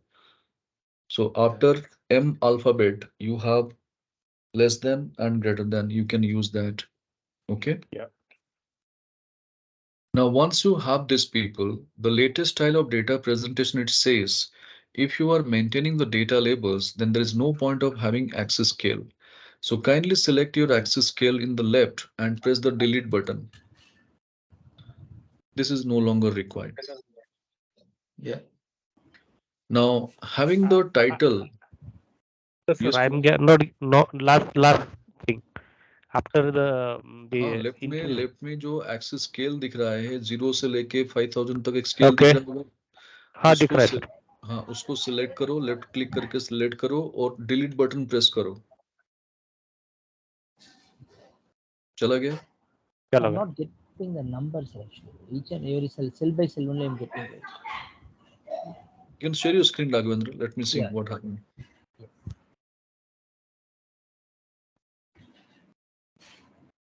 Pramod, आपको मिला? Yes, sir. Okay. Share my screen. Because you are doing it one by one. The reason is first you delete first. Yeah. Select one of the data label. Okay. No, one of the data label. You are selecting the column. Level Don't select the column. numbers. Oh, Select the numbers. Yeah. Okay. Delete. Press the delete button. Yeah. Now keep the cursor outside. Outside in Okay. the sense one blank cell. Select one blank cell. Here or like. No, blank No, outside cells. the chart. Okay. Okay. That is called cell, right? In chart, do Yeah. you Yeah. have any cell? No. No. No. Yeah. Yeah, now close this format shape window box. This is confusing. Format shape window box, close this. Now Okay. go safe, go slow. See, take your mouse pointer exactly on any column. Only take the mouse pointer to any column inside the chart. Inside the chart, we have columns, colorful columns. Yeah. Right click upon that. Okay. Add data labels. I went Okay. that arrow mark. Yeah. Yeah. Okay. Then again select You the have to number. bold, Control you have B. to increase Yeah. the I font bold. size, all these things you do. Yeah. Okay. Thanks. Right. Fine. So now the moment we have done with these people over here, let's see what else we can do. So the chart title, having the chart title in the center, those days have gone. Nowadays, if you see the Economic Times newspaper, or if you're visiting to the money control site over there, or if you're seeing any company's balance sheet and all, you will be finding the chart title in the right side. So people prefer to see the chart title in the right side nowadays. So you can simply select and drag it to the right. So this is how people we have understood how to make our chart a little bit better, informative, and the minimum formatting and colorful impact, how to do it. We are clear with that. All of you are clear? Yes, sir. Yeah. Yeah. Right. But if you remember, I told you since day one, nowadays the audience is having a different level of expectation. When you are presenting your data as it is, nobody likes it. What they're expecting that you should present your data in such a storytelling format so that it will be conveying a better message to the audience. So even if a layman is also sitting, he can make out what is what. And to convey that message, what you can do is select your data and go for data sorting. What is the shortcut for data sorting? Anybody? Got All Alt DS. Alt D all S. D, all Very good. all D. Yeah. Alt Alt D S. D for data, S for sort, one by one. So sorting dialog box will appear on the screen and there go for sort by USD column. And when you go for sort by cells in USD, the drop down you can select order you choose largest to smallest. And immediately you will be finding when you click OK, a beautiful message conveying that from cocoa powder we got the maximum revenue and from custard powder we got the least revenue. Guys, anybody's mic is on, kindly put it in mute. If you have any question, you can ask me, no problem. But ensure that mic is on mute. All right, so we believe now our chart is somewhat in better position and it is reflecting the message properly. And even if a layman is also sitting, he can make out. So up to this, everybody is clear. Can I take that? Could you please confirm in the chat box? Yes.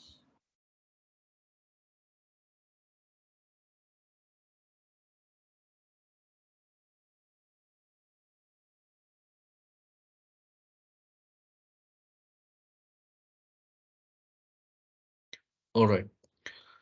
So now my next question, immediate, as I told or I have been asking you, are you happy the way we have presented?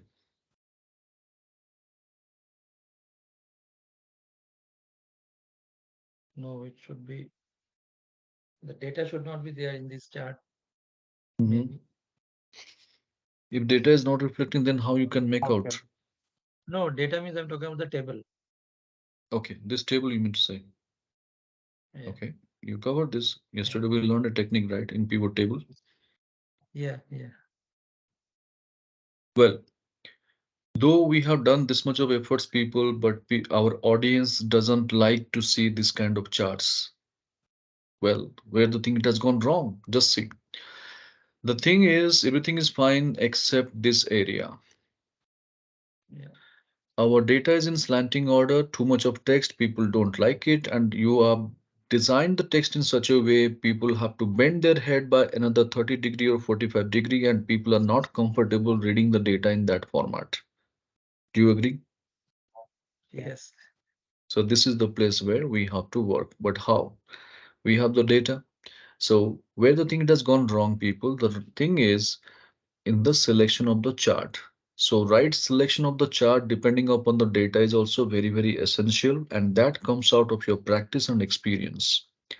So here in this format of data, when the text is heavy and you have to give the equal amount of emphasis on the text, then this is not the right format of your chart. So what would be the right format? Let's discuss. Select your chart and press Ctrl D, D for duplicate, Ctrl D. Now the duplicate one, you can hold it and drag it below for your reference. Okay. And the original, whatever we had, just inside the chart area, right click, you will be finding an option called change chart type. Do you all agree? Yes. When you click, do you see a category called bar in the left side, category called bar? Yeah. When you select and click OK, you will be finding immediately a beautiful chart turns up, having the equal amount of emphasis on the text also. So you can read your text properly and you can highlight your data. If you believe this is occupying more of your space, in fact, you can reduce the width also. Chart is not going to have an impact. So now you tell me, option 1 is better or option 2 is better? 2 is better. Definitely, anybody's choice would be, because things are more clear. I can read the data properly, easily as well. So this is how people write. Selection of the chart is also very, very essential depending upon the data. Any doubt, any queries?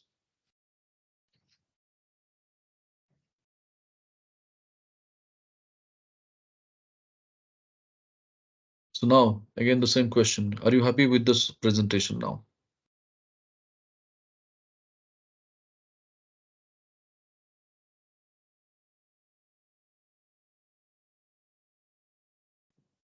Yes, people? Yes, no? Give me your I opinion. think it's okay.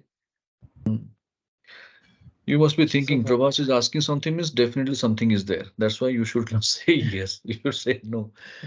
Okay, I'll tell you, you are unable to make it out. Why I'm emphasizing upon this question is, see, Yeah. our data is having largest to smallest order. But if you look at our chart, it shows in smallest to largest order. So this is not having a sync Okay. with the data. The chart is not having a sync with our data. This is the place where it has gone wrong. Then how to rectify, how to bring the same pattern? Just see the beauty. Select your text in the chart area. The left side text is there. Select your text and go for right click upon that. Mm. And see the bottom format axis is there. Yes.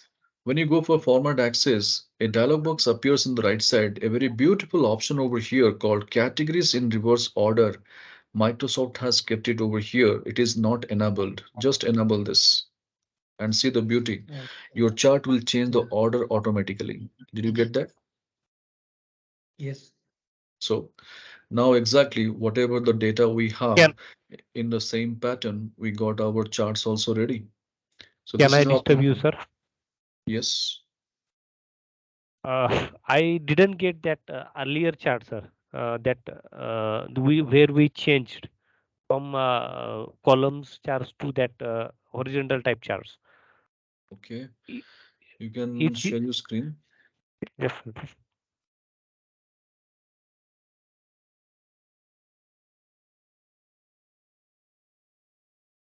Hmm, ठीक है. या right click on ये बंद कर दो. Right side में जो window दिख रहा है बंद करो इसको पहले. फॉर्मेट चार्ट टाइटल ऊपर. नहीं नहीं, ये जो Okay. विंडो है, हाँ उसको बंद करो. फिर चार्ट के अंदर राइट क्लिक करो. Yes. Change chart type. ऊपर ऊपर है. चेंज चार्ट टाइप ऊपर है. हाँ. फिर बार को सिलेक्ट करो. बार जो लेफ्ट कैटेगरी में बार देखो. बार लेफ्ट कैटेगरीज में लेफ्ट साइड Okay. में Bar. कैटेगरीज बार है, Bar. सिलेक्ट करो. Okay. Okay. हाँ Then उसको this. ओके क्लिक करो. ओके क्लिक करो. उसमें कुछ नहीं करना है. जो आप क्लिक करो उसमें कुछ करना नहीं है. ओके करो. Okay. Okay. अभी जो लेफ्ट साइड में टेक्स्ट दिख रहा है, Hmm. नहीं नहीं, चार्ट के अंदर टेक्स्ट दिख रहा है ना, कस्टर्ड पाउडर वगैरह सब Ah, दिख yes. रहा है. Yes. हाँ उसको सिलेक्ट करो. राइट क्लिक में फॉर्मेट एक्सेस में जाओ. Format. एक्सेस बॉटम नीचे है पूरा. Okay. Format axis. फिर यहाँ पे देखो एक categories in the reverse order एक ऑप्शन एनाबल नहीं है. चेकबॉक्स देखो एनाबल नहीं Yes. है. हाँ बस उसको एनाबल कर दो. अभी ये डेटा आपके हिसाब से अपना चार्ट भी चेंज हो गया. जो सबसे हाईएस्ट रेवेन्यू बना रहा है वो ऊपर आ रहा है ऊपर आ और गया. जो सबसे कम आ गया वो नीचे आ गया. Yes, sir. Thank you, sir. या वेलकम. अब ये मेल वेल खोल के क्यों बैठे हो? बहुत सारा काम लिखा आपने. ना एक काम है, लेकिन जिसकी वजह से तकलीफ हमें हो रही है प्रमोद जी. देखो आप वहां पे ज्यादा फोकस देते हो. यहाँ पे डेटा में मुझे रिपीट करना पड़ रहा है. Sorry, sir. इसलिए अभी बंद कर दिया मैंने, सर. हाँ नहीं, बंद करो, क्योंकि आप दोनों काम एक साथ नहीं कर सकते. हम जापान में पैदा नहीं हुए हैं, इंडिया में पैदा हुए हैं. ये सही बात है. हाँ Okay, तो sir. जापानीज होते तो, हाँ उनका मल्टीटास्किंग मल्टी टैलेंटेड सब है. वो Yeah, क्या they क्या are खा के पैदा होते हैं. they you are can't. multitasker. वो कुछ फैक्ट्री में काम चालू. Anyway, sir. नहीं चालू है, लेकिन क्या है ना, आप वहां पे फोकस करते तो यहाँ पे छूट जाता है और मुझे फिर से रिपीट करना पड़ता है. नहीं, अभी हो आपको गया, सर. अभी I आपको समझ closed में all नहीं. this. No, that's fine. That's fine. What I'm saying is, if you do not understand, I am ready to explain you 10 times, not even 100 times. I don't mind. लेकिन आप focus से deviation करके फिर से वापस आते हो तो it's very Yes, difficult. Either you can do your work or you can train yours. Learn, I mean, you can learn. You can do both. yes, sir. चलिए, कोई I will take दिक्कत care. नहीं. I हाँ, will take care. no problem. Thank you so much.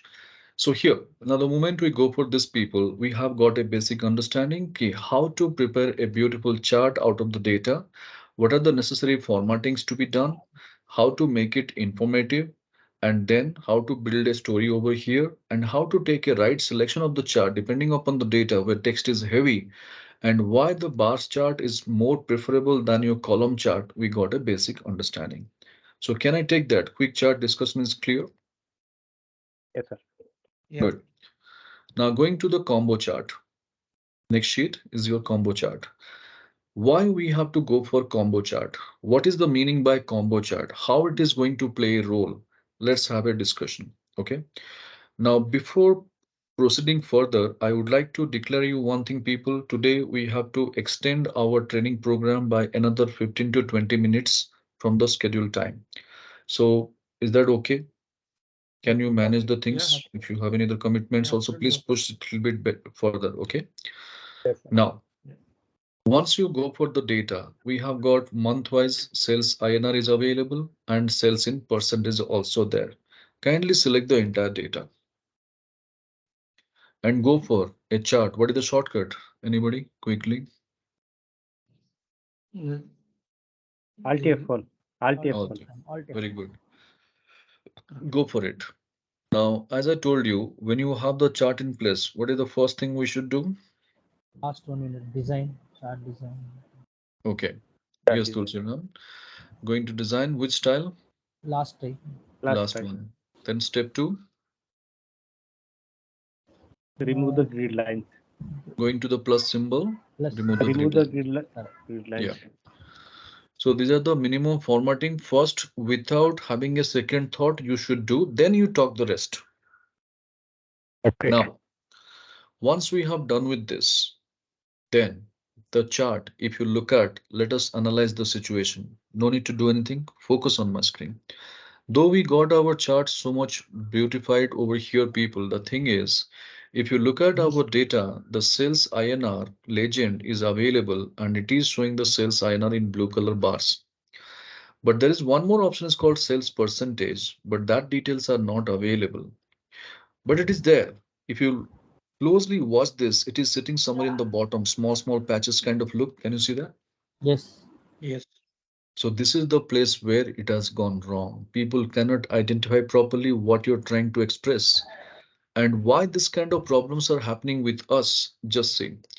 Technically, if you look at our sales INR, it is there in a number format. But sales percentage, it is there in a percentage format. These are two different formats, cannot be combined with one axis. This is the place where it has gone wrong. So what we need to do, people, exactly, we need to create one more axis in the right side.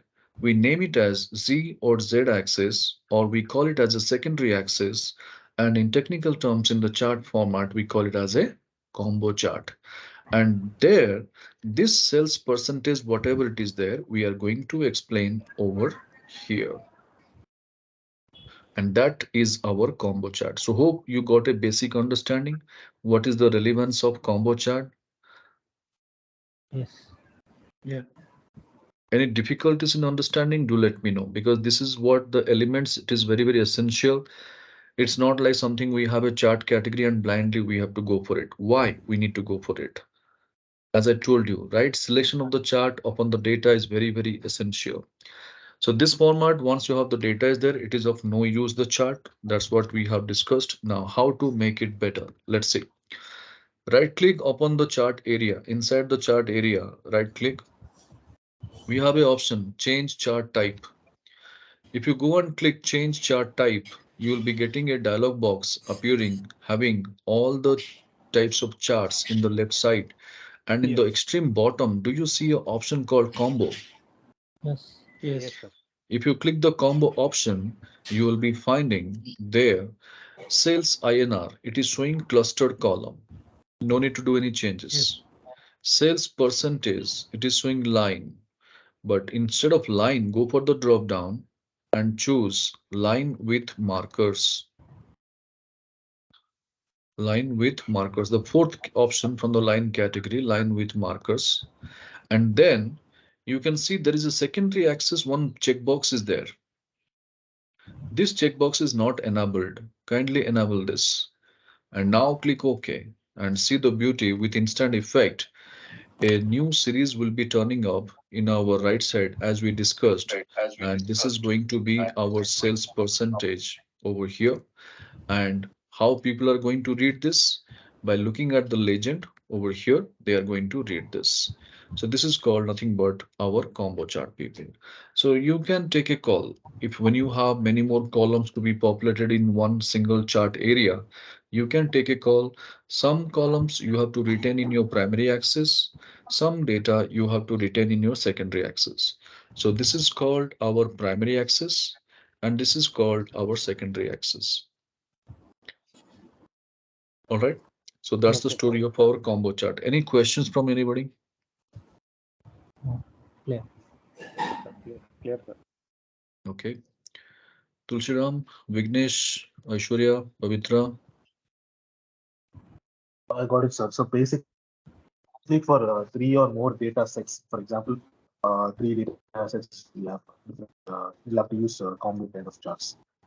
Right. You can say in the layman terms, you have got 4 or 5 columns of data and something in the different combination of formats. Someone is percentage, somewhere in the decimal, somewhere in the numbers. You can make use of this kind of charts.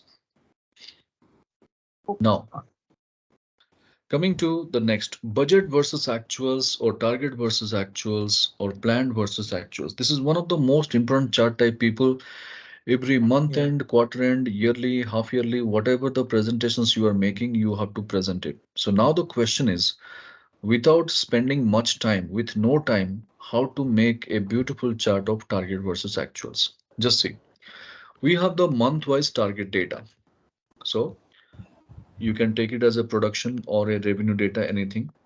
And how much actuals we have received, that also we have. So now we need to present this information. Select your data. What is the shortcut? Alt F1. Alt F1, right. Now, the next immediate step, going to design, take the last tile, and going to the plus symbol, remove the grid lines. Kindly confirm you have done this. Yes. Yeah.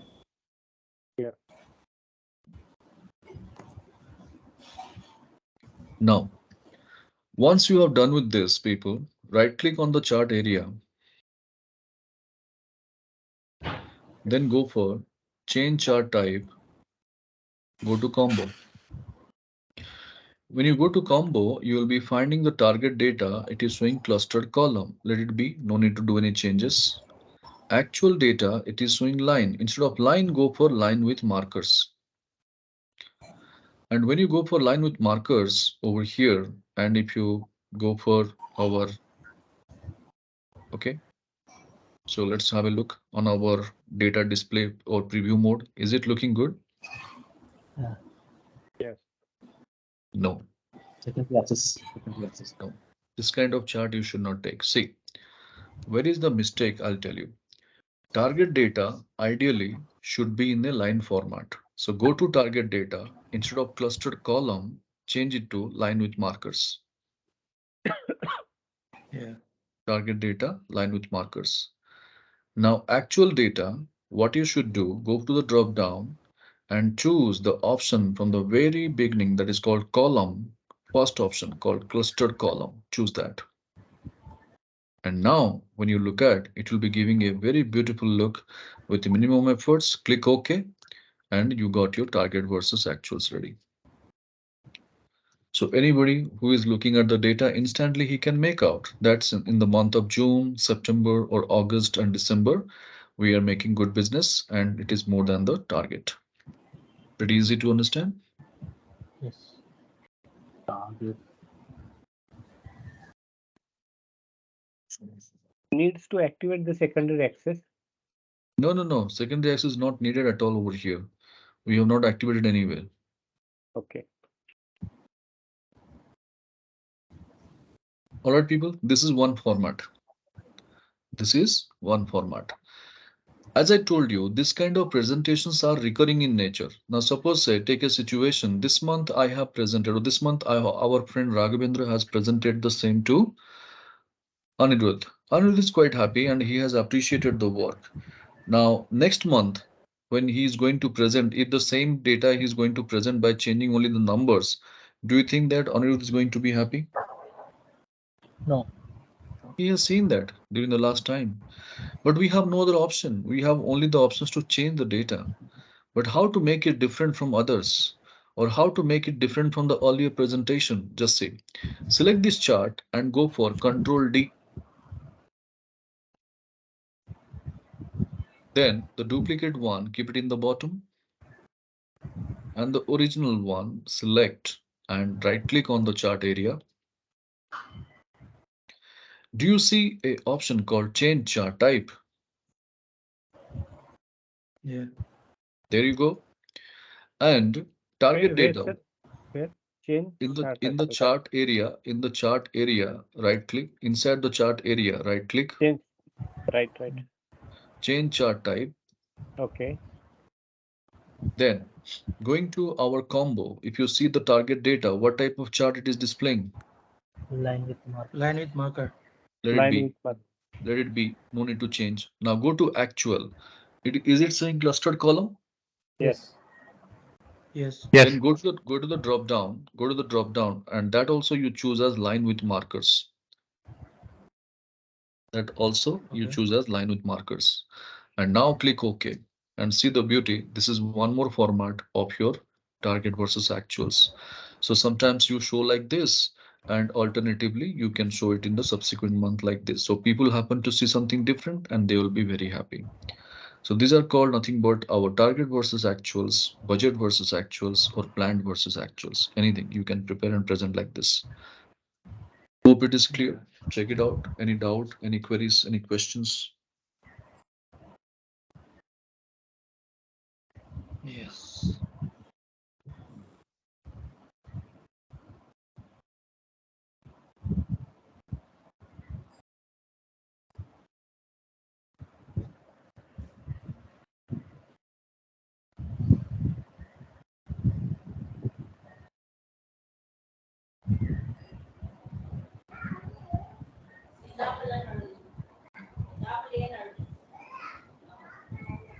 All right. So now the moment we go for the next one is called waterfall. This is one of the most beautiful chart, and nowadays it is hot cake in the market, people. And sometimes Yeah. people call it as like a bridge chart. Sometimes people call it as a staircase diagram, but technically this is called waterfall. So anybody's mic is on, could you please put it on mute? If you have any questions, you can unmute and ask, no problem. See, this kind of chart, where it plays a great role, I'll tell you. When you have some positive and negative variance combined together, like when you have HR related data, say your head counts or attrition rate, positive will be there, negative will be there. If you're working with your financial data, cash flow analysis, you are doing it. Positive is there, negative is there. If you're working with your sales or marketing related data, growth, positive is there, negative is there. So those kind of cases, you can use this kind of our waterfall diagram. But this waterfall diagram, it has come into force only if you are there in 2019 Office 365 or Office 2021 version of Microsoft Excel. Earlier it was not there. Okay, so those who are having the earlier versions, you can stay focused on my screen. If waterfall is not available, you can see, but later when you get a chance to upgrade your system, you can make your presentation better. And there is one more place where you can use this waterfall is when you have a sequential effect of an activity. You can also use this kind of our waterfall diagram. So I'll take you through that. Just see. Focus on our data first. Suppose say I want to produce a product and I have purchased some raw material of 50,000 and I incurred some labor cost of 1 lakh rupees on that particular product. So as this stage, if somebody is going to ask me, Prabhas, how much expenditure you have incurred, I will tell 50 plus 1 lakh, 1 lakh 50. Do you agree? Now, Yes, when I've yes. taken the material to my plant and I have processed there, I have incurred a cost of 2 lakh rupees on that. So total 3 lakh 50 I have expenditure incurred. But the beauty is when I import the raw material, our government is giving some tax benefits or input credit. I took around 25,000. So say I got a cashback from government 25,000 rupees. So if I want to know how much total expenses incurred, so 3 lakh 50, I will just set it off 25,000 out of that. So 3 lakh 25,000, right? So this is my tabular Yeah. data, whole story.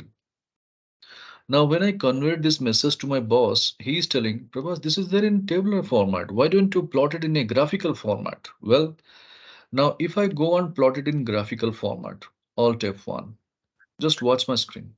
No need to do anything as such. Do you see any kind of relationship between the activity, material to labor, labor to overhead, overhead to tax credit, or total cost? No. No.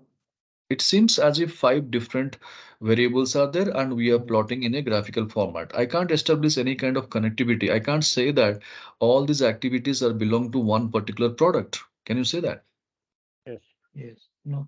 No. We can't say. That is what it is nowhere been reflecting, right? Yeah. No. And why this total cost? What is the relevance of total cost? I can't make out. So that is the reason why, again, right selection Yeah. of the chart is very, very essential. So what we can do, people, let's do one thing. Select your data and plot a graph. Select your data and plot a graph. Yeah. Okay. And over there, just right click on the chart area. We have an option Okay. called change chart type. Yeah. And when you go to change chart type, you will be finding a beautiful option called waterfall. In your case, just see if it is available, use that. Yes. Else Yes. watch my Yes. screen. And when you go to waterfall and click OK, can you see Yeah. a beautiful chart is turning up? And you can Yeah. see over here some kind of relationship between one activity to another, some connecting lines. Can you see that? Yes, sir. Yes. Yes. So this is the reason why people call it as a bridge chart. And as a larger Mm. picture, if you see, is it giving a feel like a staircase diagram? Yes, sir. That's why people Yeah. call it as a staircase diagram. But technically, this is a waterfall chart. Okay. Now, Okay. Yeah. once you have this, then these grid lines are not playing any role. I can go to my grid lines Yeah. options to deactivate, not a problem. Yeah. Yeah. But this cannot be presented as a waterfall chart, though we turn into waterfall. But this is not ready as a waterfall. Reason, I'll tell you. Just look at my data. How many activities we have in our dataset, people? 5. 4. Sure, 4. Four activities. actually Total four. cost. 4. Total cost is not Actually, for sure. activity. It's a Yeah. summation Yeah. of all these above values. Four. But if 4. you look at our chart, how many activities it is displaying? Five. 5. Five. 5. So this is the place where it has gone wrong. Stay focused now. Total cost. Kindly select total cost activity. Can you see all the activities are selected? Yes. Yes. Now select one more time total cost. Okay. Only total cost will be Uh, selected. Can you confirm? yes. Now right click on total cost activity. Do you see an option called set as total? Yes. Yes. Now see the beauty when you click that, what happens? Now total It's go cost is no down. more showing as a separate activity. It is just displaying the information that we have started our Oh. project on material and how much expenses we have incurred, 50,000. Yes. It is Yeah. touching the line of 50,000. You can see, is it touching the line of Mm. 50,000? Correct. Yeah. Right. Now, once we completed our material expenses, then only the labor expenses incurrence it starts. So labor, if you see, is it touching the axis line? No. So it is a message that labor expenses we can't incur unless and until we complete the material expenses. Do you agree? Yes. Yes. So that's why material plus labor, how much? 50 plus 1 lakh, 1 lakh 50. Is it touching the line of 1 lakh 50? Yes. Yes. So that's how it is conveying the story. And if you want to bring the data also, you can just simply take your mouse pointer on any of the activity column and right click, add data labels. So this will be turning a beautiful story. Now, as a audience, if I want to see each and every activity wise, I can make out the story like this. Suppose as a company CEO, I want to see overall, like in this particular project, how much expenses I have incurred. I can directly focus on the total cost. I don't need to go for all this activity to read out through. I can simply focus on this. So this is how people, depending upon the audience, it is conveying the entire story to the people. So this is called your waterfall. Hope it is clear. Yes, sir. Yeah. Yeah. Yes, sir. So taking the live data, keep practicing people. As I told you, this is what nowadays hotcake in the market. And though you are into HR, production planning, or you are into finance or accounts, wherever you are working with, people are more focused and they will be demanding this kind of charts. Now, we'll go for the next chart type is called our pie chart. Now you must be thinking, Prabhas, what is there to learn in the pie chart? This is in day in, day out, we are doing a lot. Of course, there is a lot of things we need to explore, people. I'll tell you. Kindly select your data and go to our insert. You will be finding in your chart category, there's one pie option over here. Select that pie option, and the very first option is called 2D pie. You can click on that.